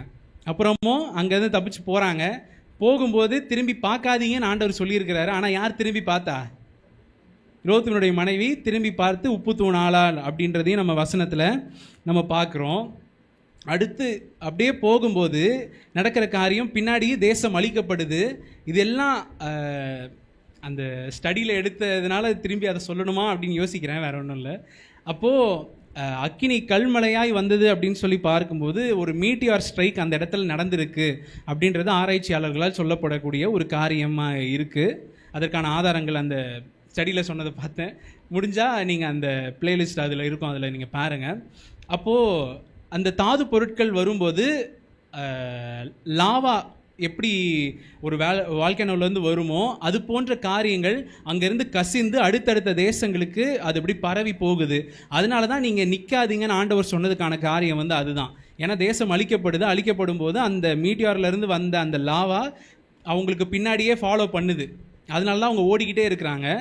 ஓடும்போது ஆண்டவர் மலைப்பாங்கான தேசத்திற்கு போ அப்படின்னு சொல்லி தான் ஆண்டவர் வார்த்தையை கொடுக்குறாரு. 26வது வசனம் என்று நினைக்கிறேன். 17 வாசிங்க. அவர்களை வெளியே கொண்டு போய் விட்ட பின்பு அவர், உன் ஜீவன் தப்ப ஓடிப்போ, பின்னிட்டு பாராதே, இந்த சம பூமியில் எங்கும் நில்லாதே, நீ அழியாதபடிக்கு மலைக்கு சமபூமி எங்கும் நில்லாதே என்று சொல்லி நீ அந்த மலைப்பாங்கான தேசத்திற்கு நீ போயிடு அப்படின்னு சொல்லி தான் ஆண்டவர் வார்த்தையுமே கொடுத்து அனுப்பியிருக்கிறாருன்றத பார்க்குறோம். ஆனால் அப்படி போகும்போது ஒரு குறிப்பிட்ட இடத்துக்கு இப்போது பின்தொடர்ந்து அந்த அதாவது அந்த லாவா வந்துக்கிட்டே இருக்குது. இப்போ ஆண்டவர் போக சொன்னது ஒரு மலைக்கு மேலே போயிருந்தா இது அவங்க மேலே பட்டிருக்காது. அதனால தான் ஆண்டவர் அவர்களை மலைப்பாங்கான தேசத்திற்கு போகும்படியாக சொல்கிறாரு. ஆனால் 30வது வசனத்தை வாசிங்க. பின்பு லோத்து சோவாரிலே குடியிருக்க பயந்து சோவாரை விட்டு போய் அவனும் அவனோடே கூட அவனுடைய 2 குமாரத்திகளும் மலையிலே வாசம் பண்ணினார்கள். அங்கே 18வது வசனத்தை வாசிங்க. 18. அதற்கு லோத்து, அப்படி அல்ல ஆண்டவரே, உமது கண்களில். அது போதும். இந்த இடத்துல ஆண்டவர் சொன்னது, நீயும் உன் குடும்பமும் ஓடி போங்க, சமபூமி எங்கும் நில்லாதே, நீ எங்கேயும் திரும்பி பார்க்காதீங்கன்னு சொல்லிலாம் ஆண்டவர் சொன்னதை ஒன்று ஒன்றா மீறிக்கிட்டே தான் வராரு. இங்கேயுமே என்ன தான் நடக்குது அப்படின்னா, நீ மலைக்கு போன்னு சொல்லும்போது அதற்கு தான் இவர் பதில் சொல்கிறாரு, அப்படியெல்லாம் ஆண்டவரே, உமது கண்களில் எனக்கு கிருபை கிடச்சிச்சின்னு சொன்னால் இங்கே பக்கத்தில் இருக்கிற இந்த சோவார் தேசத்திற்கு நான் போயிடுறேன் அப்படின்னு சொல்லி, அது இதே சமபூமியில் இருக்குது. இவர் கேட்குறாரு, நான் வயசானவன், என்னால் இந்த மலைக்கு மேலே ஓடி போக முடியாது, அதனால் நான் இந்த பக்கத்தில் இருக்கிற இந்த தேசத்துக்கு நான் போகட்டுமா அப்படின்னு கேட்கும்போது ஆண்டவருடைய வார்த்தையை தான் மாற்றுறாரு, ஆண்டவரோட பிளானை மாற்றுறாரு. அப்போ கூட ஆண்டவர் கிருபையாய் சொல்கிறாரு, சரி ஓகே, உன் நிமித்தமாய் அந்த தேசத்தை நான் அழிக்க மாட்டேன், நீ அந்த தேசத்திற்கு போ அப்படின்னு சொல்லி ஆண்டவர் கொடுத்துட்டாரு. இப்போது ஆண்டவர் எங்கே போக சொன்னார்? மலைக்கு போக சொன்னார். இவர் எங்கே போகிறேன்னு சொன்னார்? சோவாருக்கு போகிறேன்னு சொல்லிட்டாரு. அதற்கு தான் அந்த 30வது வசனத்தை வாசிக்க சொன்னேன். பின்பு லோத்து சோவாரில் குடியிருக்க பயந்து. இப்போ ஆண்டவர் போக சொன்னது மலைக்கு தான், இவர் தான் சோவாருக்கு போகிறேன்னாரு. இப்போ சோவாரில் இருக்க பயமாக இருக்குதான், அதனால அவர் எங்கே போகிறாரு? சோவாரை விட்டு போய் அவனும் அவனோடு இருந்த 2 குமாரத்திகளும் மலையிலே வாசம் பண்ணினார்கள். இப்போது ஆண்டவர் சொன்ன வார்த்தை இருக்குது, அதற்கு செவி கொடுத்தாரு, சரி. ஆனால் கவனமாக செவி கொடுக்காம இங்கே அங்கே அங்கே இங்கேன்னு மாற்றி மலைக்கு போக சொன்னால் இங்கே, அப்போ இங்கேயும் இல்லாமல் இப்போது மலைக்கு போகிறாங்க. போனதுனால ஆண்டவருடைய வார்த்தைக்கு கவனமாய் செவி கொடுக்காமல் ஒரு படியிலையும் ஆண்டவருடைய வார்த்தையை மீறிக்கிட்டே வந்ததுனால கடைசியில் என்ன நடந்ததுன்றது நம்மளுக்கு தெரியும். ஒரு அருவருப்பான சந்ததி அந்த இடத்துல பிறக்கத்தக்கதான சூழ்நிலைகள் அமைந்து, இதற்கு பின்பு இந்த சந்ததி தேவாலயத்திற்குள்ளே பிரவேசிக்கவே கூடாது அப்படின்ற நியமங்கள் போடுற அளவுக்கு மோசமான காரியங்கள் அந்த இடத்துல நடந்தது அப்படின்றது நமக்கு தெரியும். இப்போ பாருங்கள், செவி கொடுக்கலாம், கவனமாக செவி கொடுக்கலாம், ஆனால் அந்த செவி கொடுத்ததின்படி என்ன பண்ணணும்? செய்யணும். அதன்படி செய்யாதபடிக்கு வார்த்தைகளை மீறி மீறி மீறி மீறி வந்ததுனால தன்னுடைய வாழ்க்கையின் ஆசீர்வாதங்கள் எல்லாவற்றையும் இழந்து, அதாவது ஆபிரகாமுக்கு எந்த அளவுக்கு ஆசீர்வாதங்கள் இருந்ததோ அதே அளவுக்கு என்ன இருந்துச்சு? லோத்துவுக்கும் ஆசீர்வாதங்கள் இருந்தது. அவனும் செல்வ சீமானா இருந்தான். அதனால தான் அவன் சோதோம் குமரோவில் போய் தன்னுடைய இஷ்டத்தின்படி இருக்கணும்னு நினச்சான். அவன் அப்படி ஆஸ்தி உள்ளவனாக இருந்ததுனால தான் அந்த சோதோம் குமரோன் முதலாவது பிடிக்கப்படும் போதும் திரும்பி அந்த ஆஸ்திகள் வரும்போது சோதோம் குமரோவில் லோத்துவுக்கு ஒரு பெரிய அந்தஸ்துகள்லாம் கிடச்சிச்சு. ஏன்னா அவன் செல்வ சீமானா இருந்தான், ஆபிரகாமுடைய சொந்தக்காரன்லாம் தெரிஞ்சதுனால தான். இந்த அளவுக்கு ஆண்டவரால் உயர்த்தப்பட்டு இருந்தும் அந்த வார்த்தைகளுக்கு செவி கொடுத்து அந்த செவி கொடுத்த வார்த்தைகளின்படி செய்யாததுனால, ஆனால் அதே மறுபுறம் பார்க்கும்போது ஆண்டவருடைய வார்த்தையின்படியே செய்து கொண்டிருந்த ஒரு ஆபிரகாம் கரைக்கு இப்புறத்தில் இருக்கிறாரு. அவர் அடுத்து நம்ம 19வது வசனம் என்று நினைக்கிறேன், அதில் 24வது வசனத்தில் பார்க்கும்போது தொடர்ச்சியான காரியங்கள் 27வது வசனத்திலேருந்து பார்க்கும்போது ஆபிரகாம் எழுந்து அதிகாலையில் பார்க்குறாரு. அப்பொழுது பயங்கரமான புகை வானத்தில் எழும்புறதெல்லாம் பார்க்குறாரு. அவர் ஏன் அங்கே பத்திரமா இருந்தார்? ஆண்டவர் அதே, நீ இந்த தேசத்தில் குடியிரு, நான் உன்னை ஆசீர்வதிப்பேன், நீ நடந்து திரிந்து போகிற எல்லா இடமும் உனக்கு தருவேன் அப்படின்னு சொல்லி சொன்ன அந்த வார்த்தைகளை நம்பி இருந்த ஒரு ஆபிரகாம் அந்த இடத்துல தப்பி வைக்கப்பட்டான். ஆண்டவருடைய வார்த்தையின்படி அவன் செய்தபடியினால் அவனுடைய வாழ்க்கையில் மேன்மைகளும் ஆசீர்வாதங்களும் தொடர்ந்து வந்துச்சு அப்படின்றத பார்க்குறோம். அதே மறுபுறம் ஆண்டவருடைய வார்த்தையை கேட்டார், செவி கொடுத்தாரு, கவனமாக செவி கொடுத்தாரு, ஆனால் என்ன பண்ணலை? செய்யாதபடிக்கு அந்த காரியங்களை தவறி போனபடியினால் அந்த ஆஸ்திகளையும் அந்த அவனுடைய மேன்மைகள் எல்லாவற்றையும் இழந்து போன ஒரு லோத்துவை பார்க்கிறோம். ஆனால் இன்னொரு நபர் இருக்கிறார், ஆண்டவருடைய வார்த்தைகளை கேட்டு அந்த வார்த்தைகளின்படியே செய்ய கவனமாக இருந்த ஒரு நபர். தாவீதை குறித்து பார்க்கலாம். 1 சாமுவேல் 16வது அதிகாரம் 13வது வசனத்தில் நம்ம எல்லாருக்குமே தெரியும், தாவீதை ஆண்டவர் ராஜாவாக அபிஷேகம் பண்ணுகிறார். சாமுவேல் கிட்ட ஆண்டவர் சொல்கிறாரு, நான் ராஜாவாக இராதபடிக்கு புறம்பே தள்ளின சவுலுக்காக நீ எந்த மட்டும் துக்கித்து கொண்டிருப்பாய், உன் தைல கொம்பை எண்ணெயினால் நிரப்பு, நான் ஒருவனை ராஜாவாய் தெரிந்து கொண்டேன், அவனை நீ போய் அபிஷேகம் பண்ணணும் அப்படின்னு சொல்லி வார்த்தைகள் எல்லாம் பெற்றுக்கொண்டு தான் வராரு. வந்து அங்கே என்ன சூழ்நிலைகள் சம்பவங்கள் எல்லாமே நம்மளுக்கு தெரிஞ்ச காரியங்கள் தான். அப்போ ஆண்டவருடைய அபிஷேகம் அந்த இடத்துல தாவீதின் மேல் ஊற்றப்பட்டு அவன் ராஜாவாகும்படியாக அபிஷேகிக்கப்பட்டான். அபிஷேகிக்கப்பட்டதுலேருந்து அவனுடைய வாழ்க்கையில் ஏர்முகமாக இருந்துச்சா அப்படின்னா இல்லை. அவனுடைய வாழ்க்கையில் அங்கங்கே இறங்கு முகங்களும் பள்ளங்களும் குழி பறிக்கிறவர்களும் ஏமாற்றுகிறவர்களும் அவனுக்கு நன்மை செய்தவர்கள் தீமை செய்கிற அநேக காரியங்கள் அவன் வாழ்க்கையில் சுற்றி சுற்றி சுற்றி சுற்றி நடந்துக்கிட்டே இருக்குது. அப்படி எல்லா காரியங்களும் நடந்தாலுமே எந்தெந்த சூழ்நிலைகள்லாம் அவன் தப்பிக்க முடியுமோ, எந்த ஒரு இடத்துலையும் சவுல் ராஜாவாக இருக்கிறார், இப்பொழுது இருக்கிறாரு, ஆனால் அபிஷேகம் என் மேலே தான் இருக்குது. 16வது அதிகாரத்திலே நம்ம பார்க்கும்போது தேவனுடைய கர்த்தரானவர் சவுலை விட்டு விலகினபடியினால் பொல்லாத ஆவி அவனுக்குள்ளாக வந்துருச்சு. ஆண்டவர் சவுல் கூட இல்லை, அபிஷேகமும் இல்லை, அபிஷேகம் என் மேலே தான் இருக்குது. ஆனால் அதற்காக எந்த ஒரு இடத்துலையும் சவுலுக்கு விரோதமாய் தாவீது எழுந்து நிற்காதபடிக்கு எல்லா இடத்துலையும் இவர் துரத்திட்டு வரும்போதெல்லாம் இவர் என்ன தான் பண்ணுறாரு? அந்த இடத்த விட்டு ஓடி ஓடி ஓடி தான் போகிறாரு. அது நீட்சியாக நடக்கிற ஒரு சம்பவம் 1 சாமுவேல் 26வது அதிகாரத்தை நம்ம எடுத்துக்கொள்ளலாம். 1 சாமுவேல் 26வது அதிகாரத்தில் பார்க்கும்போது இந்த இடத்துல சூழ்நிலைகள் நடக்குது. என்ன அப்படின்னா, இவனை துரத்தி வரும்படியாக 2000 பேரோட சவுல் துரத்திட்டு வந்திருக்கிறாரு. வந்து தாவீதை கண்டுபிடிக்க முடியாமல் ஒரு இடத்துல அவங்க எல்லாருமே படைத்தலைவர்கள் முதற்கொண்டு சேவகர்கள் எல்லாருமே தூங்கிட்டு இருக்கிறாங்க. தூங்கிட்டு இருக்கும்போது அந்த பாளையத்தின் நடுவே இப்போது தாவீதும் அபிசாயும் போகிறாங்க.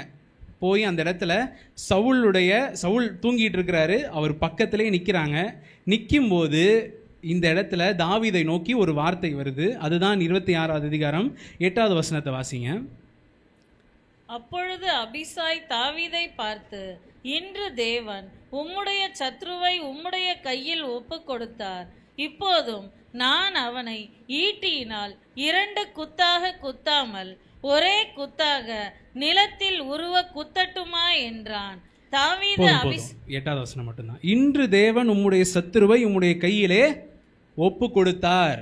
ஆமேன், அல்லேலூயா அப்படின்னு சொல்லி ஒரே குத்தா குத்திடலாமா? அப்படி இல்லாதபடிக்கு இந்த இடத்துல பாருங்க, அபிசாயுடைய வார்த்தை வருது. இன்று தேவனுடைய சத்துருவை உம்முடைய கையிலே ஒப்பு கொடுத்தார். இப்பொழுது நான் அவனை ஈட்டியினால் 2 குத்தாக குத்தாமல் ஒரே குத்தாக நிலத்தில் உருவி போடட்டுமா என்றான். அபிஷேகம் என் மேலே இருக்குது, இவன் மேலே அபிஷேகம் இல்லை, இவன் ராஜாவே இல்லை, டிஸ்குவாலிஃபைடு. இந்த இடத்துல இப்பொழுது தாவீது நினச்சிருந்தா, இல்லை இந்த வார்த்தைக்கு ஆண்டவருடைய வார்த்தை ஒரு பக்கம் இருக்கட்டும், அபிஷேகம் இருக்குது, ஆண்டவர் நீ ராஜா ஆவன்ற வார்த்தையெல்லாம் கொடுத்துட்டாரு. இந்த இடத்துல இப்போ என்ன வார்த்தை வருது? அனுகூலமான ஒரு வார்த்தை, ஆசீர்வாதத்தை கொடுக்கறது போல ஒரு வார்த்தை வருது, நன்மை செய்கிறது போல ஒரு வார்த்தை. என்னுடைய இப்பொழுது இருக்கிற சூழ்நிலை, தாவீதுடைய சூழ்நிலை என்ன? வனாந்தரத்தில் ஓடி திரிஞ்சுக்கிட்டு இருக்கிறாரு. அவர் நன்மை செய்கிற நாட்டில் இருக்கிறவங்க கூட சவுல்கிட்ட தாவீது இவ்விடத்தில் இருக்கிறான் என்று சொல்லி ஆள் அனுப்பி சொல்கிறாங்க. அங்கேருந்து தப்பிச்சு ஓடுறாரு. ராஜாவா அரண்மனையில் இருக்க வேண்டியவர் வனாந்திரத்தில் குகையிலையும் எல்லா இடத்துலையும் பதுங்கி பதுங்கி பதுங்கி போய்கிட்டு இருக்கிறாரு. இப்படி இருக்கிற இந்த சூழ்நிலையில் இருக்கிற தாவீதுக்கு இப்பொழுது அபிசாய் சொல்கிற இந்த ஒரு வார்த்தை ரொம்ப இனிமையாக இருந்திருக்கும். நிச்சயமாக இனிமையாக தான் இருந்திருக்கும். ஏன்னா சவுலை இந்த இடத்துல கொண்டுட்டா அடுத்து யார் தான் ராஜா? செலெக்ஷன்லாம் வைக்க வேண்டியதில்லை, இல்லை சீட்டு போட்டு பார்க்க வேண்டியதில்லை, ஆல்ரெடி ஆயத்தமாக தாவீது இந்த இடத்துல இருக்கிறாரு. அப்போது சூழ்நிலைகள் அந்த இடத்துல ஆண்டவருடைய வார்த்தை ஒரு புறத்தில் இருக்குது, மனுஷ வார்த்தை ஒரு பக்கம் இருக்குது. இதில் ஆண்டவருடைய வார்த்தையை தாவீது கவனமாய் கவனித்தபடியினால் அந்த வார்த்தையின்படியே செய்யணும், நான் ஆண்டவர் கொடுத்த அந்த தீர்மானத்தின்படி தான், அந்த வார்த்தையின் பிரகாரமாய் தான் நான் ராஜாவாகணும் அப்படின்ற ஒரு காரியத்தில் தாவீது நாட்டப்பட்டு கவனமாக இருந்தபடியினால தான் அடுத்த வசனத்தில் அவர் சொல்கிற காரியத்தை பாருங்க. 9வது வசனம். தாவீது அபிசாயை பார்த்து, அவரை கொல்லாதே, கர்த்தர் அபிஷேகம் பண்ணுவித்தவர் மேல் தன் கையை போட்டு குற்றமில்லாமற் போகிறவன் யார் என்று சொன்னான். இப்போ பாருங்க, ஆண்டவருடைய அபிஷேகமும் சவுல் மேலே இல்லை, அவனை கொன்ன யாரும் எதுவும் கேட்க போகிறதும் கிடையாது. ஏன்னா சவுல் ரொம்ப ஒரு நல்ல ராஜாவும் கிடையாது, ரொம்ப நிர்வாக திறமை உள்ளவர், நாட்டை பயங்கரமாக ஆண்டவர், மக்கள் எல்லாம் ரொம்ப சந்தோஷமாக இருந்தாங்க, ஆர்ப்பரிச்சிட்டு இருந்தாங்க, அப்படிலாம் ஒன்றும் கிடையாது. அப்படி இருந்த ஒரு நபராக இருந்தும் அந்த இடத்துல தாவீது சொல்கிறது, அவரை கொல்லாதே, கர்த்தர் அபிஷேகம் பண்ணி வைத்தவர் மேல் தன் கையை போட்டு குற்றம் இல்லாமல் போகிறவன் யார்? இப்போது அவர் மேலே இன்னும் அபிஷேகம் இருக்குது அப்படின்ற அந்த ஒரு எண்ணம் யாருக்கு இருந்துச்சு? தாவீதுக்கு இருந்துச்சு. என் மேலே ஆண்டவருடைய அபிஷேகம் இருக்குது, இவர் மேலே இருந்திருக்குது, ஆனால் அதனால நான் என்ன பண்ண மாட்டேன், இவருக்கு விரோதமாக ஒரு காரியத்தை நான் செய்ய மாட்டேன் என்று சொல்லி ஆண்டவர் என்னை ராஜாவாக்குவேன்னு சொல்லிட்டாரு. அதற்கு நேராக நான் போய்கிட்டு இருக்கிறேன். அந்த ஓட்டம், அந்த பாதை கொஞ்சம் கடினமாக தான் இருக்குது, போராட்டங்கள் நிமித்தமாக தான் இருக்குது, எல்லா இடத்துலையும் பதுங்க வேண்டி இருக்குது, குழியில் தங்க வேண்டி இருக்குது, நல்ல சூழ்நிலைகள் இல்லை, அநேக இடத்துல உணவு இல்லாமல் அவனுடைய கூட இருக்கிறவங்கெல்லாம் தவிக்கிற காரியத்தை எல்லாம் பார்க்குறோம். இவ்வளவு இருந்தாலும் எனக்கு வார்த்தையை கொடுத்த தேவன், எனக்கு அபிஷேகத்தை கொடுத்தவர், எனக்கு இந்த ராஜ பதவியை தருவேன் என்று சொன்னவர் அதை என்னுடைய வாழ்க்கையிலே நிறைவேற்றுவார், அவரே நிறைவேற்றுவார் என்று சொல்லி அவன் அந்த வார்த்தைகளுக்கு செவி கொடுத்து கவனமாக இருந்து அதன்படி செய்ய அவன் ஆயத்தமாக இருந்ததுனால அந்த இடத்துல அவன் மேல் வர வேண்டிய அந்த குற்றப்பழி இல்லாமல் அவன் ராஜா ஆகும்போது தாவீதின் மேல் எந்த ஒரு குற்றப்பழியுமே இல்லை. ஏன் அப்படின்னா இந்த இடத்துலையும் சவுலை கொள்ளாதபடிக்கு தப்பித்தார். நாபாலுடைய காரியங்கள் வரும்போதும் அந்த இடத்துல அபிகாயில் சொல்கிற காரியம் என்ன, நீங்கள் இவனை கொன்று உங்களுடைய பேரில் இந்த ஒரு இரத்தப்பழி ஏன் வரணும் அப்படின்னு சொல்லி அந்த இடத்துல அங்கே ஒரு பிளாக் மார்க் வர வேண்டியதையும் தப்பு வச்சு தாவீது ராஜாவாகும்போது எந்த ஒரு தவறுகளையும் செய்யாத ஒரு நல்ல ராஜாவாய் அவன் அமைவதற்கு அவன் ஆண்டவருடைய வார்த்தைகளுக்கு செவி கொடுத்து கவனமாக இருந்து அதன்படி செய்ய அவன் ஆயத்தமாக இருந்தபடியினால் அந்த ராஜ பதவி அவனை விட்டு போகாதபடிக்கு அவன் மேலேயே தங்கி இருந்துச்சு அப்படின்றதையும் நம்மளால் பார்க்க முடியுது. அப்போ பாருங்கள், ஆண்டவருடைய ஜனமாக இருக்கணும்னா என்ன பண்ணணும்? செவி கொடுக்கணும், கவனமாய் செவி கொடுக்கணும். கவனமாய் செவி கொடுக்கிற காரியத்திற்கு நாம் கீழ்ப்படுகிறவர்களாய் நாம் இருக்க வேண்டியது முக்கியம். இந்த 2 காரியங்களை மட்டும் செஞ்சால் ஆண்டவருடைய ஜனமாக இருக்கலாமா அப்படின்னா, 3வது ஒரு காரியத்தை நம்ம துரிதமாய் பார்த்து நம்ம முடிக்கலாம். முதலாவது ஆண்டவருக்கு செவி கொடுக்கணும், கவனமாய் செவி கொடுத்து 2வது காரியத்தில் ஆண்டவர் சொன்ன காரியத்திற்கு, செவி கொடுத்த காரியத்திற்கு நம்ம கீழ்ப்படியணும். 3வது காரியம், ஆண்டவரை நாம் ஆராதிக்க வேண்டும். இதற்கு நம்ம ஆதாரமாக எடுத்துக்கொள்ளுகிற வசனம் சங்கீதம் 150வது அதிகாரம் 6வது வசனத்தை எடுத்துக்கொள்ளலாம். சங்கீதம் 150:6. சுவாசமுள்ள யாவும் கர்த்தரை துதிப்பதாக, அல்லேலூயா. அல்லேலூயா. சங்கீதத்தினுடைய கடைசி வசனம் இதுதான், சுவாசமுள்ள யாவும் கர்த்தரை துதிப்பதாக. இந்த சங்கீத புஸ்தகத்திலிருந்து தான் நம்மளுக்கு வாக்குத்தத்தமும் வந்திருக்குது. இந்த சங்கீத புத்தகத்தினுடைய ஒரு விசேஷித்த தன்மை என்ன அப்படின்னா, இதனுடைய கருப்பொருள், இதனுடைய சென்ட்ரலே என்ன அப்படின்னா, ஆண்டவரை ஆராதிப்பது. நான் வாழ்க்கையில் உயர்ந்திருக்கிறேன்னு சொன்னாலும் நான் ஆண்டவரை ஆராதிக்கணும், நான் தாழ்ந்திருக்கிறேன்னு சொன்னாலும் நான் ஆராதிக்கணும், எல்லா சூழ்நிலைகளையும் நான் ஆண்டவரை ஆராதிக்க வேண்டும் என்கிற ஒரு காரியத்தை வலியுறுத்துகிற ஒரு புத்தகம் அது சங்கீத புத்தகமாக இருக்கிறது. வேற எந்த ஒரு புத்தகமும் இந்த அளவுக்கு ஆண்டவரை ஆராதிக்கிறது, ஆண்டவரை மகிமைப்படுத்துறது, ஆண்டவருடைய நாமத்தை உயர்த்துறத வலியுறுத்தி சொல்றது அப்படின்றது இல்லை வேதத்தில். முக்கியமாக அதை சொல்லக்கூடிய ஒரு புத்தகம் இந்த சங்கீத புத்தகமாக இருக்குது. சங்கீதம் 95 2வது வசனத்தில் பார்க்கும்போதும், துதித்தலுடனே அவருடைய சந்நிதிக்கு முன்பாக வந்து சங்கீதங்களினால் அவரை ஆர்ப்பரித்து பாடக்கடவோம். அநேக வார்த்தைகள் சங்கீதத்திலிருந்தே நம்ம பார்க்கும்போது ஆண்டவரை ஆராதிக்கணும், ஆண்டவரை மகிமைப்படுத்தணும், அவருடைய நாமத்தை உயர்த்தணும், தொடர்ந்து எல்லாமே ஆண்டவரை ஆராதிக்கக்கூடியதாய். இந்த வாக்குத்தத்த வசனத்தை எடுத்த இதே அதிகாரத்தில் சங்கீதம் 29வது அதிகாரத்தில் எப்பயுமே பைபிள் காலேஜில் ஒரு காரியத்தை சொல்லுவாங்க, ஒரு வசனத்தை நம்ம எடுக்கிறோம் அப்படின்னா அந்த அதிகாரம் முழுமையுமே என்ன சொல்லுது அப்படின்றத நம்ம கவனித்து பார்க்கணும். அப்போ தான் ஒரு வசனத்தை நம்ம கரெக்டாக இன்டர்பிரேட் பண்ணி நம்ம முடிக்க முடியும். சங்கீதம் 29வது அதிகாரத்துடைய முதல் 2 வசனங்களை வாசிங்க. பலவான்களின் புத்திரரே, கர்த்தருக்கு மகிமையையும் வல்லமையையும் செலுத்துங்கள். கர்த்தருக்கே அதை செலுத்துங்கள். கர்த்தருடைய நாமத்திற்குரிய மகிமையை அவருக்கு செலுத்துங்கள். பரிசுத்த அலங்காரத்துடனே கர்த்தரை தொழுது கொள்ளுங்கள். ஆமென். ஆண்டவரை ஆராதிக்க வேண்டும். பலவான்களின் புத்திரரே, யாருதான் அது? யாருதான்? நம்ம தான். யார் பலவான்களின் புத்திரரேன்னு உடனே பின்னாடிலாம் திரும்பி பார்க்காதீங்க, பின்னாடி யாரும் இல்லை. பலவான்களின் புத்திரர் யாரு தான்? நம்ம. பலவான்களின் புத்திரரே, கர்த்தருக்கு மகிமையையும் வல்லமையையும் செலுத்துங்கள். கர்த்தருக்கே அதை செலுத்துங்கள். ஆண்டவர் ஒருவருக்கே, கர்த்தருடைய நாமத்திற்குரிய மகிமையை அவருக்கு செலுத்துங்கள். பரிசுத்த அலங்காரத்துடனே கர்த்தரை தொழுது கொள்ளுங்கள். பரிசுத்த அலங்காரத்தோடு தான் எல்லாரும் வந்திருக்கிறீங்க. ஆண்டவருடைய நாமத்தை நம்ம ஆராதிக்கிறது அப்படின்றது ரொம்ப முக்கியமான ஒரு காரியம். நம்ம ஒரு கிறிஸ்தவ வாழ்க்கையில் நான் ஒரு கிறிஸ்தவன் அப்படின்னு சொன்னாலே அதற்கு புறஜாதியில் இருக்கிறவங்கெல்லாம் முதல்ல என்ன சொல்லுவாங்க? நீங்கள் என்ன கோஷ்டி? அல்லேலூயா கோஷ்டியான்னு கேட்பாங்க. ஆனால் சபையில் சபைக்குள்ளே இருக்கிற பாஸ்டருக்கும் பக்கத்தில் இருக்கிற ஆளுக்கு தான் தெரியும், இந்த ஆள் சர்ச்சுக்கு வந்தால் என்னவே சொல்லாது, அல்லேலூயான்ற வார்த்தையே வாயில் வராது. பாட்டு பாட சொன்னால் வாய் இப்படி தான் இருக்கும், ஆராதிக்க சொன்னால் இப்படி தான் இருக்கும். வார்த்தையை கேட்டு வார்த்தைக்கு நடுவில் ஒரு அல்லேலூயா சொல்லுங்கன்னு சொன்னாலும் வாய் எப்படி தான் இருக்கும்.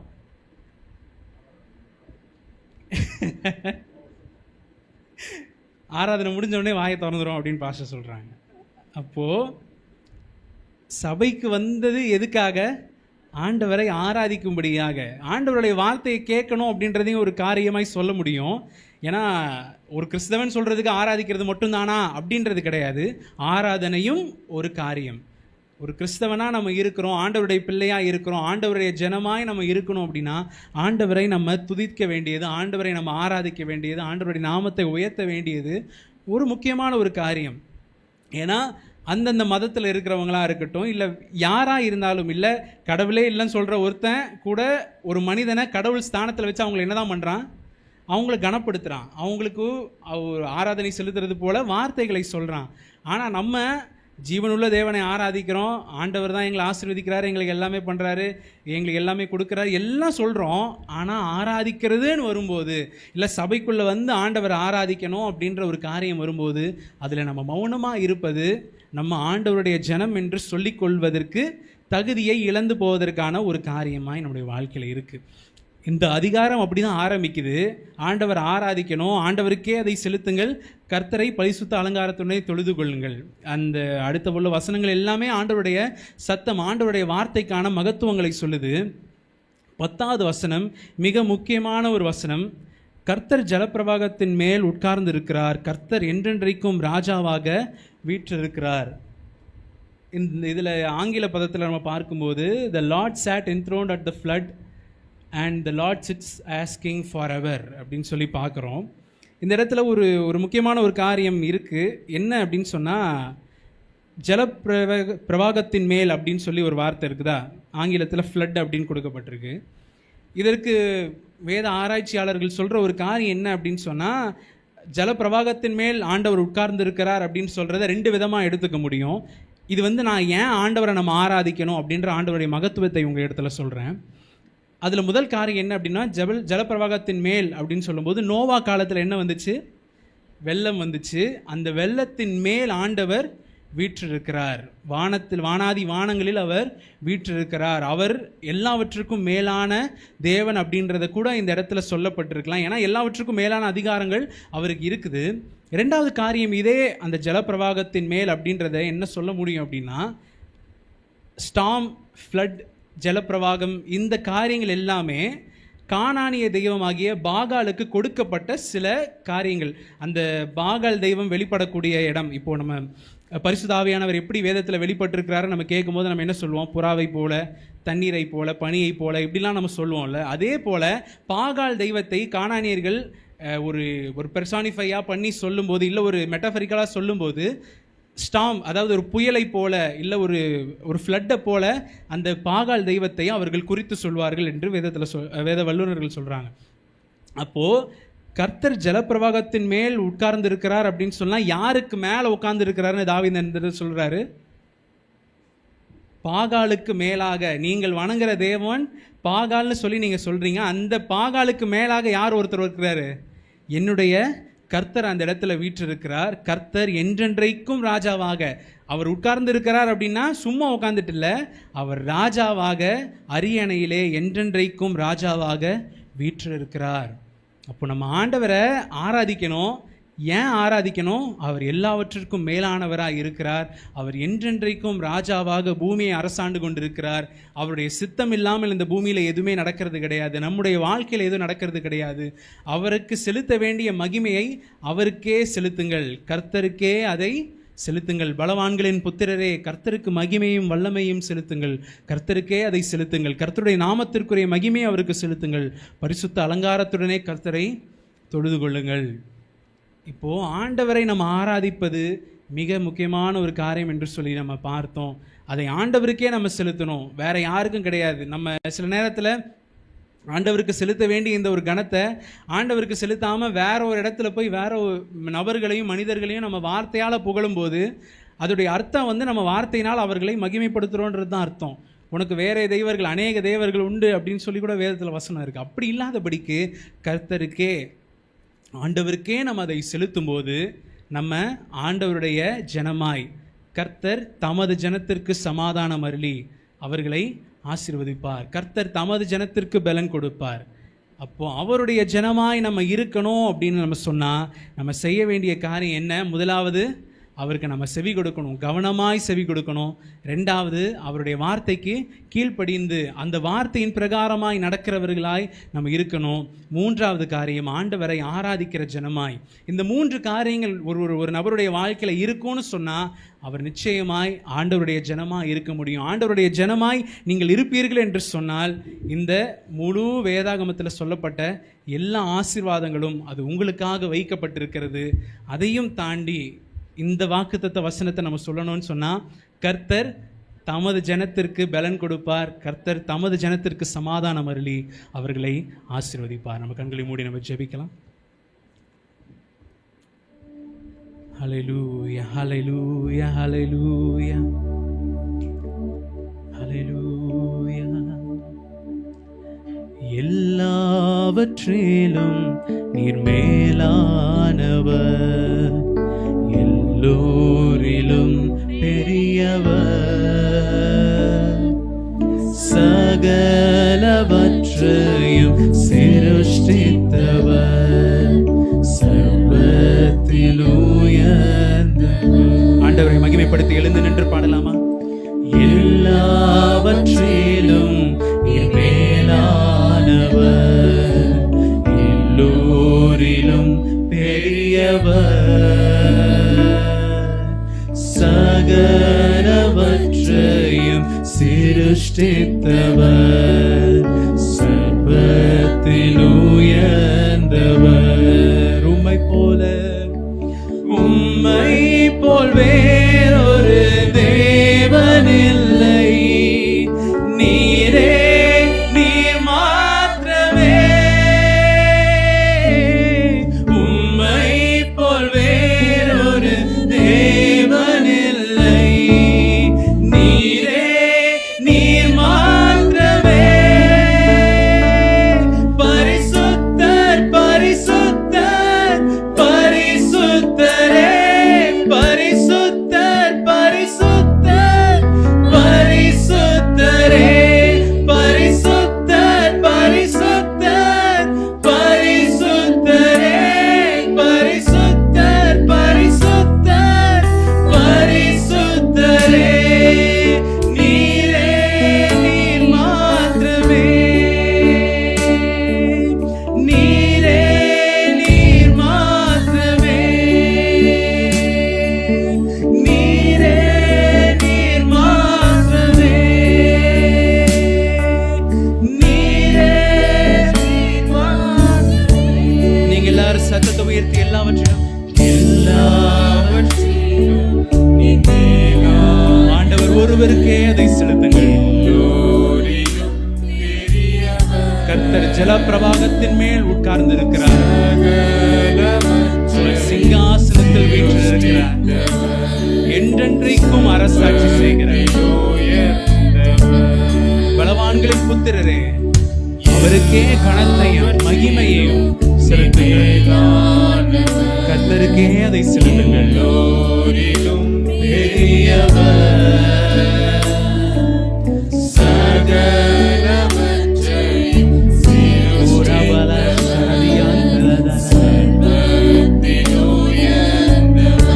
உம்மை போல் வேறொரு தேவன். உணர்ந்து சொல்லலாமா? நீரே நீர் மாத்திரமே, உம்மை போல் வேறொரு தேவன் இல்லை. நீரே நீர் மாத்திரமே, பரிசுத்தர் பரிசுத்தர் பரிசுத்தரே, பரிசுத்தர் பரிசுத்தர் பரிசுத்தரே, பரிசுத்தர் பரிசுத்தர் பரிசுத்தரே, பரிசுத்தர் பரிசுத்தர் பரிசுத்தரே, நீரே நீர் மாத்திரமே, நீரே நீர் மாத்திரமே, தெய்வமே நீரே நீர் மாத்திரமே, நீரே நீர் மாத்திரமே, இயேசுவே நீரே நீர் மாத்திரமே, நீரே நீர் மாத்திரமே. எல்லாவற்றிலும் நீர் மேலானவர், எல்லோரிலும்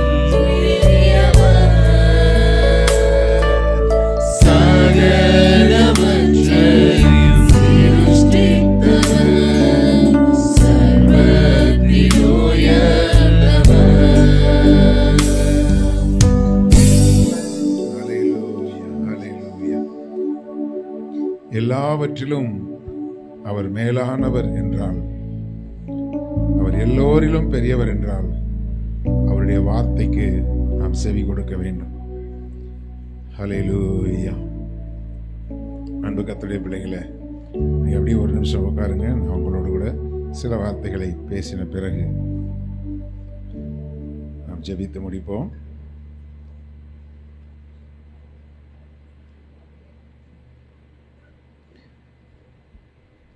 ஆண்டவர் நம்மோடு பேசின இந்த வார்த்தைகளில் நமக்கு அறிந்து கொள்ள வேண்டிய முக்கியமான ஒரு காரியம், இன்னைக்கு முக்கியமான ஒரு வார்த்தை என்ன? செவி கொடுத்தல், இல்லையா? ஒரு 5 நிமிடம் நான் எடுத்துக்கொள்கிறேன். இதில் நீதிமொழிகள் எடுத்துக்கொள்ளுங்க. 2வது அதிகாரத்தை ஒரு 3 வசனம் மட்டும் நான் வாசிக்கிறேன். என் மகனே, என் மகளே. பாஸ்டர் வந்து பிள்ளைகளை, பொம்பளை பிள்ளைகளுக்கு பேசலை, ஆம்பளை பிள்ளைகளுக்கு தான் பேசுகிற சொல்லக்கூடாதுல்ல. என் மகனே அல்லது என் மகளே, உன் செவியை எதுக்கு சாய்க்கணும்? ஞானத்துக்கு சாய்த்து உன் இருதயத்தை புத்திக்கு அமைய பண்ணும் பொருட்டு நீ என் வார்த்தைகளை ஏற்றுக்கொண்டு என் கட்டளைகளை உன்னிடத்தில் பத்திரப்படுத்தி ஞானத்தை வா என்று கூப்பிட்டு புத்தியை சத்தமிட்டு அழைத்து அதை வெள்ளியைப் போல நாடி புதையல்களைப் போல புதையல்களை தேடுகிறது போல தேடுவாயாகில் அப்பொழுது கர்த்தருக்கு பயப்படுதல் இன்னதென்று நீ உணர்ந்து தேவனை அறியும் அறிவை கண்டடைவாய். அப்போது செவி சாய்த்து அந்த வார்த்தையை கேட்டு அதை உள்ளுக்குள்ளே எப்படி கொண்டு போகிறது, அதை நம்ம செய்யாத பட்சத்தில் தான் என் ஆடுகள் எனக்கு சொல்லுங்க, என் ஆடுகள், நான் மொத்த பிரசங்கத்தையும் ஒரு சுருக்கமாக உங்களுக்கு சுருக்கி வரைக அப்படி சொல்லுவாங்கள்ல, அதனால் சுருக்கி வரைந்து நான் உங்களுக்கு சொல்கிறேன். என் ஆடுகள் எனக்கு செவி கொடுக்கிறது. அப்போது ஆண்டவருடைய ஆடுகள் ஆண்டவருடைய வார்த்தைக்கு செவி கொடுக்கணும். ஒரு மாதிரி உட்காந்துருக்கீங்களே, எதுக்கு? முடிஞ்சவொன்னே உங்களுக்கு பிரியாணி இருக்குது, சரியா? உங்களுக்கு நான் சாப்பாடு ஏற்பாடு பண்ணியிருக்கிறேன். எல்லாருக்கும் அவங்க வீட்டில் போய் பிரியாணி வச்சு சாப்பிடுங்க. அல்லேலூயா. ஆமாம், இது பாஸ்டர் வாங்கி கொடுத்த பிரியாணி அப்படின்னு சொல்லி சாப்பிடணும், சரியா? ஆமாம், நான் வாங்கி கொடுத்தா என்ன, நீங்கள் வாங்கி சாப்பிட்டா என்ன, எல்லாம் ஒன்று தானே. பிரியாணின்னு உடனே தான் வாய் திறக்குது நிறைய பேருக்கு. அல்லேலூயா. கர்த்தருக்கு ஸ்தோத்திரம். ஆண்டவருடைய ஆடுகள் அவருக்கு செவி கொடுக்கிறது. வேறு ஆடு செவி கொடுக்காது. நான் உங்களுக்கு ஏற்கனவே சொல்லியிருக்கிறேன், ஒரு ஆட்டு மந்தையில் நான் போய் நிற்கும் பொழுது எஸ்தர் என்று ஒரு பேர் சொல்லி கூப்பிட்டோன்னா ஒரே ஒரு ஆடு மட்டும் ஓடி வந்தது. அது மாதிரி நிறைய நாய்க்கு கூட பேர் வச்சு கூப்பிட்டா என்ன செய்யுது, வருது. அதுவும் அந்த எஜமான் கூப்பிடும்போது தான் வருது. அப்போ அந்த எஜமானுக்கு அந்த ஆடுகள் செவி கொடுக்கிறது. இப்போது அந்த செவி கொடுக்கிற விதம் என்ன? நீங்கள் கேட்கிற விதத்தை குறித்து கவனமாக இருங்கள் என்று வசனம் சொல்லுது. அப்போ இந்த வசனங்கள் வரும்பொழுது செவியை நம்ம என்ன செய்யணும்? ஞானத்துக்கு சாய்த்து. ஞானம் என்றாலே வேதத்தின் அடிப்படையில் கர்த்தருக்கு பயப்படுதல் ஞானத்தின் ஆரம்பம். அப்போ கர்த்தருக்கு பயப்படுறது தான் ஞானம். அந்த ஞானத்துக்கு உங்களுடைய செவியை, அப்போது கர்த்தருடைய வார்த்தைக்கு உங்களுடைய செவியை சாய்த்து உன் இருதயத்தை புத்திக்கு அமைய பண்ணும் பொருட்டு. அப்போது தேவ ஆலோசனையாக வருகிற வார்த்தை எனக்கு பிடிச்சிருந்தாலும் சரி பிடிக்கலனாலும் சரி அதை நான் ஏற்றுக்கொள்ளணும்னு சொல்லி என்னுடைய புத்திக்கு அமைய பண்ணும் பொருட்டு, இருதயத்தை புத்திக்கு அமைய பண்ணும் பொருட்டுனா இருதயத்தை ஆயத்தப்படுத்தி வச்சுக்கணும். நான் நினைக்கிறத தான் ஆண்டவர் சொல்லணும்னு நம்ம நினச்சோன்னா அப்போ அவருக்கு நம்ம ஆண்டவர் ஆயிரும். கரெக்டா? அப்படி அமைய பண்ணும் பொருட்டு நீ என் வார்த்தைகளை ஏற்றுக்கொண்டு என் கட்டளைகளை உன்னிடத்தில் பத்திரப்படுத்தி. இதெல்லாம் இந்த வசனங்களை நீங்கள் வாசிக்கும்போது அப்படி நீங்கள் நிறுத்தி வாசிச்சிங்கன்னா அது உங்களுக்கு பிரயோஜனமாக இருக்கும். வார்த்தை ஏற்றுக்கொள்ளுகிறது, அவன் சொன்ன மாதிரி சரின்னு ஓடிடும். கோடம்பாக்கம் சர்ச்சில் ஒரு தம்பி இருந்தான், அந்தோணின்னு ஒரு தம்பி இருந்தான். இப்போ அவர் நார்த் இந்தியாவில் மிஷினரியாக இருக்கார். ஒரு ஆராதனையில் திரள் கூட்டமாக ஆராதிச்சுட்டு இருக்கிறாங்க. இப்படி 2 பக்கமும் இப்படி ஏறி போய் மேலே பால்கனி இருக்கும், அந்த பக்கம் ஒரு வாசல் இருக்கும். பால்கனிலேருந்து வெளியே போகிறதுக்கு ஹால் வந்து ஏசி ஹால். பாஸ்ட் இப்படி பார்க்கும்போது மேலே அந்த ஏசி ஹாலில் பின்னாடி இருந்து அந்த பால்கனியில் வந்தவங்க கதவை திறந்து போட்டு போயிட்டாங்க. இப்போ ஏசி என்ன ஆகும், வெளியே போகும். இவன் என்ன பண்ணிட்டான், அந்த பையன் அவங்க முன்னாடி நின்றுட்டு இருந்தான், சபையில் ஊழியத்தில் தான் இருந்தான். பாஸ்டர் கூப்பிட்டு இப்படின்னாங்க, வேகமாக போனால் நேராக இப்படி இந்த ஸ்டெப்ஸ் வழியாக ஏறி போனால் நேராக போனால் பால்கனிக்கு வெளியே போயிட்டான். வெளியே போயிட்டு லாஸ்ட்டில் போய் கீழே இறங்கி இப்படி வந்து நின்றுட்டு என்ன பாஸ்டர் சொன்னீங்கன்னு கேட்டான். அப்போ என்ன சொல்ல வர்றாங்கங்கிறதுக்கு செவி கொடுக்கல. இப்படின்னா அப்படி போயிட வேண்டியதான். பாஸ்டருக்கு ஏதோ வேலை இல்லை போல இருக்குது, சும்மா இப்படி கை காட்டினார், நம்ம இப்படி போயிட்டு இப்படி வருவோம் அப்படின்ட்டு. அப்போது அந்த அந்த வார்த்தையை ஏற்றுக்கொண்டு, அந்த வார்த்தையில் என்ன இருக்குதுன்னா கட்டளை இருக்கிறது, இப்படி செய், இப்படி செய்யாதே. அப்போ அந்த கட்டளையை பத்திரப்படுத்தணும். நான் சொல்கிறது நல்லா புரிஞ்சுக்கோங்க, அப்புறமா நான் பிரசங்கத்துக்குள்ளே வரும்போது உங்களுக்கு புரியும். அதை பத்திரப்படுத்தி, நம்ம சில நேரத்தில் பத்திரப்படுத்துறது இல்லை. இதை இப்படி செய்யுங்க அப்படின்னு சொல்லும்போது சரி சரி அப்படின்னு தலையாட்டிட்டு போயிட்டு அதுக்கப்புறம் என்ன செய்யறதில்ல, ஆமால சொன்னீங்கல்ல அப்படின்னா, அதான் நம்ம ஊரில் சொல்லுவாங்க, இந்த காதில் வாங்கி இந்த காதில் விட்டு. ஏன்னா உள்ளே வந்து ஏற்கனவே வேறு மேட்ரு வந்து ஃபுல்லாக இருக்குது. நம்முடைய சுய சித்தம் உள்ளே இருக்குது, நம்முடைய சுய விருப்பம் உள்ளே இருக்குது. எப்போவுமே உள்ளே ஏற்கனவே ஒரு டப்பா ஃபுல்லாக பொருள் இருந்தால் நீங்கள் மேலே வைக்கிற பொருள் உள்ளே போகாது. கரெக்டாக? ஆண்டவர்கிட்ட வரும்போது காலி டப்பாயாக வரணும். ஆண்டவரே நீங்கள் என்ன வேணாலும் போடுங்க, எவ்வளோ வேணாலும் போடுங்கன்னு கேட்கணும். இல்லை ஆண்டவரே கொஞ்சம் முக்கியமான நிறைய கமிட்மெண்ட்ஸ்லாம் உள்ளே இருக்குது, அது இல்லாமல் வேறு ஏதாவது நீங்கள் சொல்கிறதா இருந்தால் நீங்கள் சொல்லுங்கள் அப்படின்னு சொன்னோன்னா அவருடைய வார்த்தை பத்திரப்படுத்தப்படாது. அப்போ அதை பத்திரப்படுத்தி ஞானத்தை வான்னு கூப்பிடணும். நம்ம உலகத்தில் இருக்கிற எல்லா புத்தியீனமான காரியத்தை வான்னு கூப்பிடுவோம். ஞானத்தை யாருக்குமே ஞானங்கிறது முதல்ல பிடிக்கவே பிடிக்காது. இல்லையா? உங்களுக்கு ஒருவேளை உங்கள் பேர் ஏதாவது ஞானம்னு வச்சிங்கன்னா உங்களையும் யாருக்கும் பிடிக்காது. சோதரம் வா என்று கூப்பிட்டு புத்தியை சத்தமிட்டு அழைத்து. ஞானம் என்பது இப்படி எடுத்துக்கலாம், அது வந்து ஒரு நம்ம தமிழ் இலக்கணத்தில் சொல்கிற மாதிரி அது ஒரு பெயர் சொல் அப்படின்னு வச்சுக்கோமே. இது வந்து புத்தி என்பது வந்து அது ஒரு ஆங்கிலத்தில் வெர்புன்னு சொல்லுவாங்க, வினைச்சொல். எப்படின்னா ஞானம்ங்கிறது இதுதான் ஞானம், அது அப்படி இருக்கும். ஆனால் அதை குறித்து புத்திமதி சொல்லப்படும் பொழுது, அதை ஏற்றுக்கொள்ளும் போது தான் அது நமக்குள்ள என்ன செய்யுது, கிரியை செய்கிறது. அப்போ ஞானத்தை வா என்று கூப்பிட்டு புத்தியை சத்தமிட்டு அழைத்து. அதை எப்படி தேடணுமா, ஒரு நல்ல சில்வர் பார் உங்களுக்கு அப்படி கிடைக்குதுன்னு வச்சுக்கோங்களேன், உங்களை எத்தனை பேர் வேண்டான்னு சொல்லுவீங்க?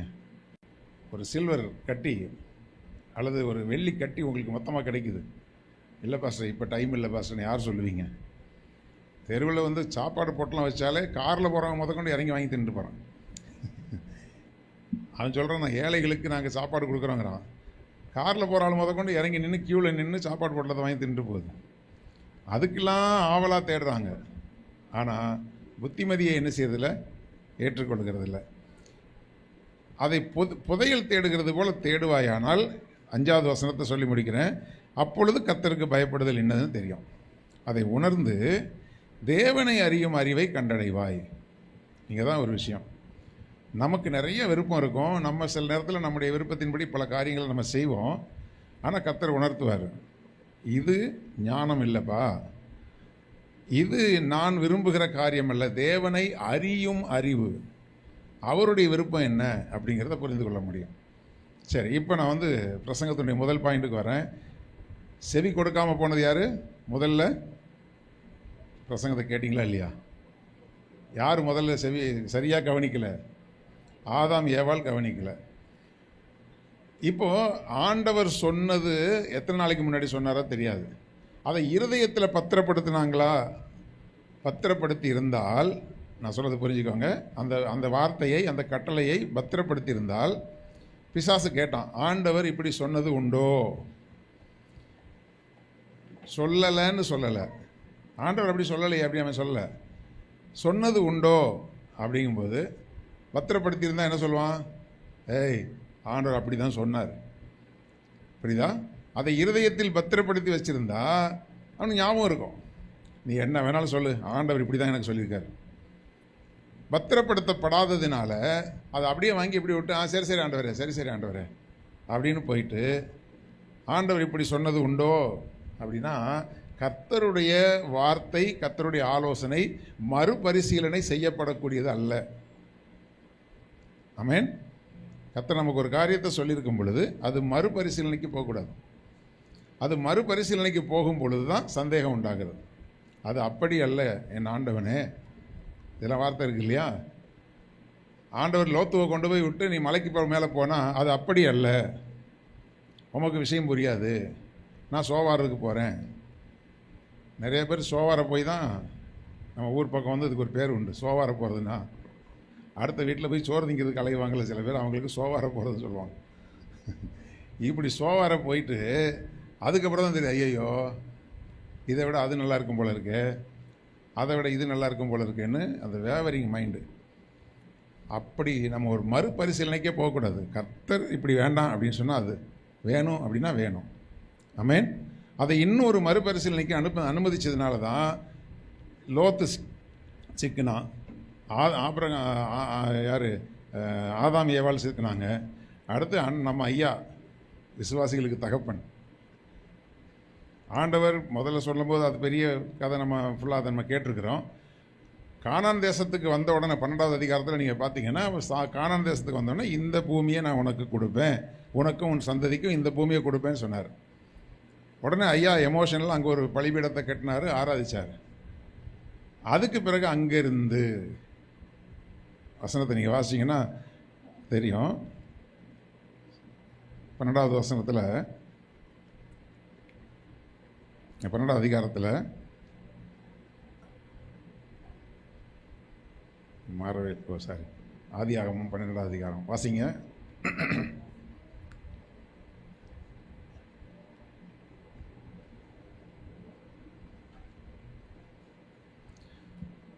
ஏழாவது வசனம், ஆபிரகாமுக்கு தரிசனமாகி உன் சந்ததிக்கு இந்த தேசத்தை கொடுப்பேன் என்றார். அப்பொழுது அங்கே தரிசனமான கர்த்தருக்கு ஒரு பலிபீடத்தை கட்டினார். இப்போ காண்பிக்கும் தேசத்துக்கு போக சொன்னார், போயாச்சு, இந்த தேசம்தான் சொல்லிட்டாரு. பலிபீடத்தை கட்டினதுக்கு பிறகு பின்பு அவன் அவ்விடம் விட்டு பெயர்ந்து பெத்தேலுக்கு கிழக்கே. இந்த பெத்தேலுங்கிறதெல்லாம் அப்போ பெத்தேல் கிடையாது. பெத்தேல்னு பேர் வச்சது யார்? சத்தமாக சொல்லுங்கள். யாக்கோபு தான் பெத்தேல்னு பேர் வைக்கிறார். யாக்கோபு யார்? ஆபிரகாமுக்கு பேரன். ஆனால் எழுதுனது யார்? மோசே. மோசே இந்த புத்தகத்தை எழுதும்போது அந்த இடத்துக்கு பேர் பெத்தேல். அதனால் அவர் அப்படி எழுதுறாரு. புரியுதா? இப்போது அங்கேருந்து பெத்தேலுக்கு புறப்பட்டு போயிட்டார். இருக்க சொன்னது ஒரு இடம். தான் வசதிக்கு ஏற்ற மாதிரி ஆண்டவருடைய வார்த்தை மறுபரிசீலனை செய்யப்பட்ட ஒரு சாராளமாக சொல்லியிருக்கலாம். எங்கே தான் சொன்னாராங்க, ஒன்றும் காணுமே, ஒன்றும் வழி இல்லாமல் தெரியலையே அப்படின்னு ஒரு மறுபரிசீலனைக்கு போயிருக்கலாம். அங்கேருந்து போனதுக்கு பிறகு அதுக்கப்புறம் அங்கேருந்து அப்படியே கொஞ்சம் கொஞ்சமாக மூவ் பண்ணி எங்கே போயிட்டார்? எகிப்துக்கு போயிட்டார். எகிப்துக்கு போன இடத்துல என்ன நடந்துச்சு? பொண்டாட்டியை தங்கச்சின்ட்டார். அவன் பார்வோன் வந்து இவனுக்கு மச்சான் ஆகிட்டான். பார்வோன் மச்சான் ஆகி சம்மந்தம் பண்ணிட்டாங்க. சம்மந்தம் பண்ணும்போது அவன் சும்மா சம்மந்தம் பண்ணானா? ஏராளமான ஒட்டகங்களையும் ஆடுகளையும் கொடுத்து சீர்சினத்தையோடு தான் சாராளை கொண்டு போயிட்டான். புரியுதா? ஆனால் சாராள் நிமித்தமாய், சாராள் வந்து அரசனை நம்பி புருஷனை கைவிடுற ஆள் கிடையாது. புரியுதா? அவள் அழகாக உட்காந்து ஜெபம் பண்ணிக்கா. நான் அப்படி தான் நினைக்கிறேன். சாராள் நிமித்தமாக அந்த குடும்பத்தை ஆண்டவர் வாதித்தார். அப்போது நல்ல ராஜா கிடச்சிட்டான். இந்த பரதேசி பையலோட சுற்றுறதை விட நல்ல ராஜா ஒருத்தன் கிடச்சிட்டான்னு அவள் சந்தோஷமாக இல்லை. ராத்திரியெல்லாம் அவள் கண்ணீர் விட்டு அழுது ஜெபம் பண்ணியிருப்பான். ஆண்டவரே, சூழ்நிலை நிமித்தமாக என் புருஷன் பயந்து போய் என்ன சொல்லிட்டாரு, என்னை தங்கச்சின்னு சொல்லிட்டாரு அப்படின்னு அவன் அன்னைக்கு அழுது ஜெபிச்ச ஜெபம் ஆண்டவர் அங்கே கையை வச்சிட்டார். அல்லேலூயா.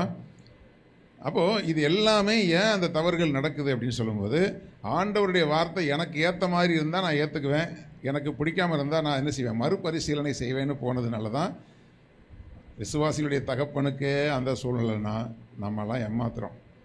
அல்லேலூயா. அதனால் கவனமாக இருந்து நம்ம செவி கொடுப்போம். அந்த வார்த்தைகளை பத்திரப்படுத்தி வைத்து கொள்ளுவோம். கர்த்தர் உங்களோட பேசின வார்த்தைகள் எல்லாம் நீங்கள் கட்டளைகளாக ஏற்றுக்கொள்ள, அதாவது வார்த்தையாக அல்லது ஆலோசனையாக நம்ம கேட்கறது ஆலோசனை. ஆனால் அதை இருதயத்தில் அந்த கட்டளைகளை பத்திரப்படுத்தி, அந்த வசனம் தான். இப்போ பாஸ்டர் ஒரு விஷயத்த சொல்கிறாருன்னா அதை நீங்கள் ஆலோசனையாக மட்டும் எடுக்கக்கூடாது. அது கட்டளையாக எடுத்துக்கொண்டீங்கன்னா அதை நீங்கள் பத்திரப்படுத்துவீங்க. இப்படி சொல்லப்பட்டிருக்கிறது, இதில் எனக்கு விருப்பம் இல்லை தான், ஆனால் இதை நான் என்ன செய்யணும், நான் கை கொள்ள வேண்டும் என்று இருதயத்தில் பத்திரப்படுத்தி இருந்தால் அப்போ நீங்கள் கர்த்தரை அறிகிற அறிவு உங்களுக்கு வந்துடும். ஆண்டவருடைய விருப்பம் என்னங்கிறது தெரிஞ்சிடும். அப்போ அந்த வார்த்தைகளில் நம்ம நிலைத்திருந்தால் நாம் அவருடைய ஜனங்களாக இருப்போம். அவர் அவருடைய ஜனங்களை என்ன செய்கிறாரு, பலப்படுத்தி அவர்களுக்கு சமாதானம் அருளி அவர்களை ஆசீர்வதிக்கிறார். கண்களை மூடி நாம் ஜெபம் பண்ணலாம். ஹல்லேலூயா, ஹல்லேலூயா, ஹல்லேலூயா. ராஜாதி ராஜாவே உமக்கு ஸ்தோத்திரம்.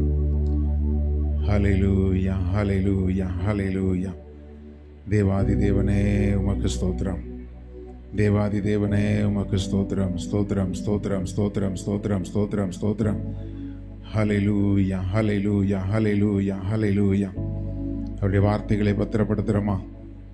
அவருடைய வார்த்தை எனக்கு ஏற்ற மாதிரி இருக்கணும்னு நினைக்கிறோமா? ஹல்லேலூயா, ஹல்லேலூயா, ஹல்லேலூயா, ஹல்லேலூயா.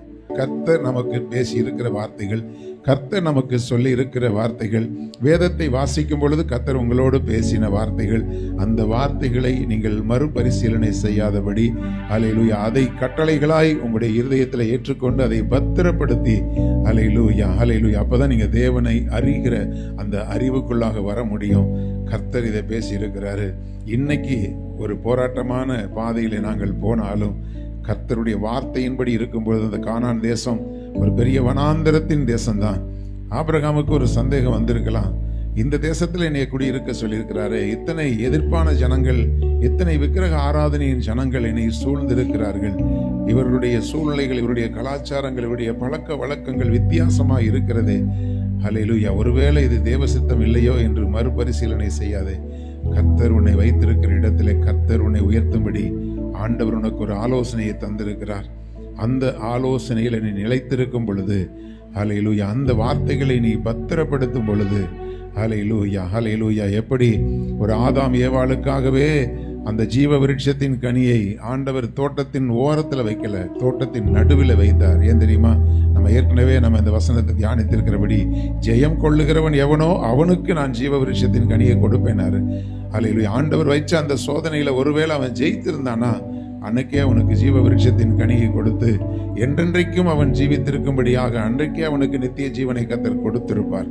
ஹல்லேலூயா. ஆனால் அவன் சோதனையிலே அவன் விழுந்து போனான் என்று சொல்லி பார்க்கிறோம். தேவ பிள்ளைகளே, ஹல்லேலூயா. சில நேரங்களில் ஒருவேளை நீங்கள் கர்த்தர் வைத்திருந்த சோதனையில் நீங்கள் ஸ்லிப் ஆகிருக்கலாம்.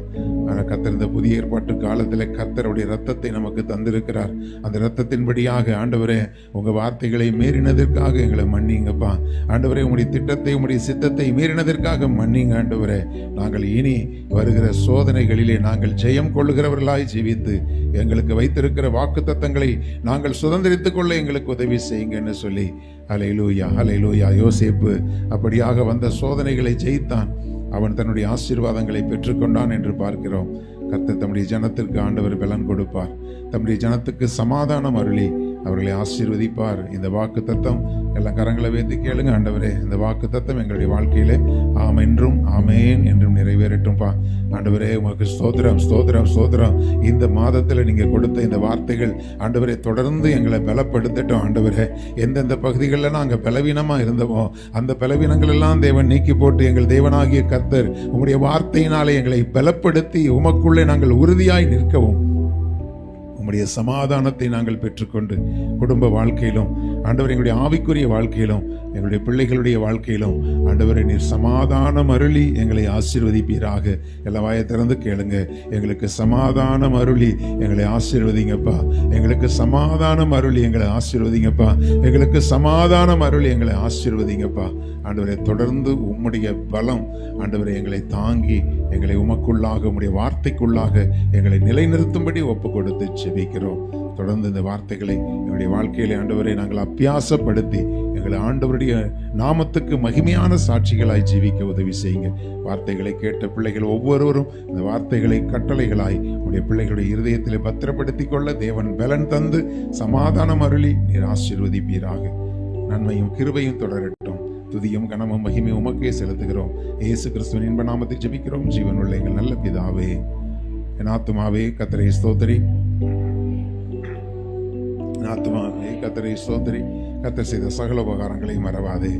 ஆமென். நம்முடைய கர்த்தராகிய இயேசு கிறிஸ்துவினுடைய கிருபையும் பிதாவாகிய தேவனுடைய அன்பும் பரிசுத்த ஆவியானுடைய அந்யோன்ய ஐக்கியமும் என்றும் என்றும் சதா காலங்களில் வருகை மட்டும் நம் அனைவரோடும் தங்கியிருப்பதாக. ஆமென்.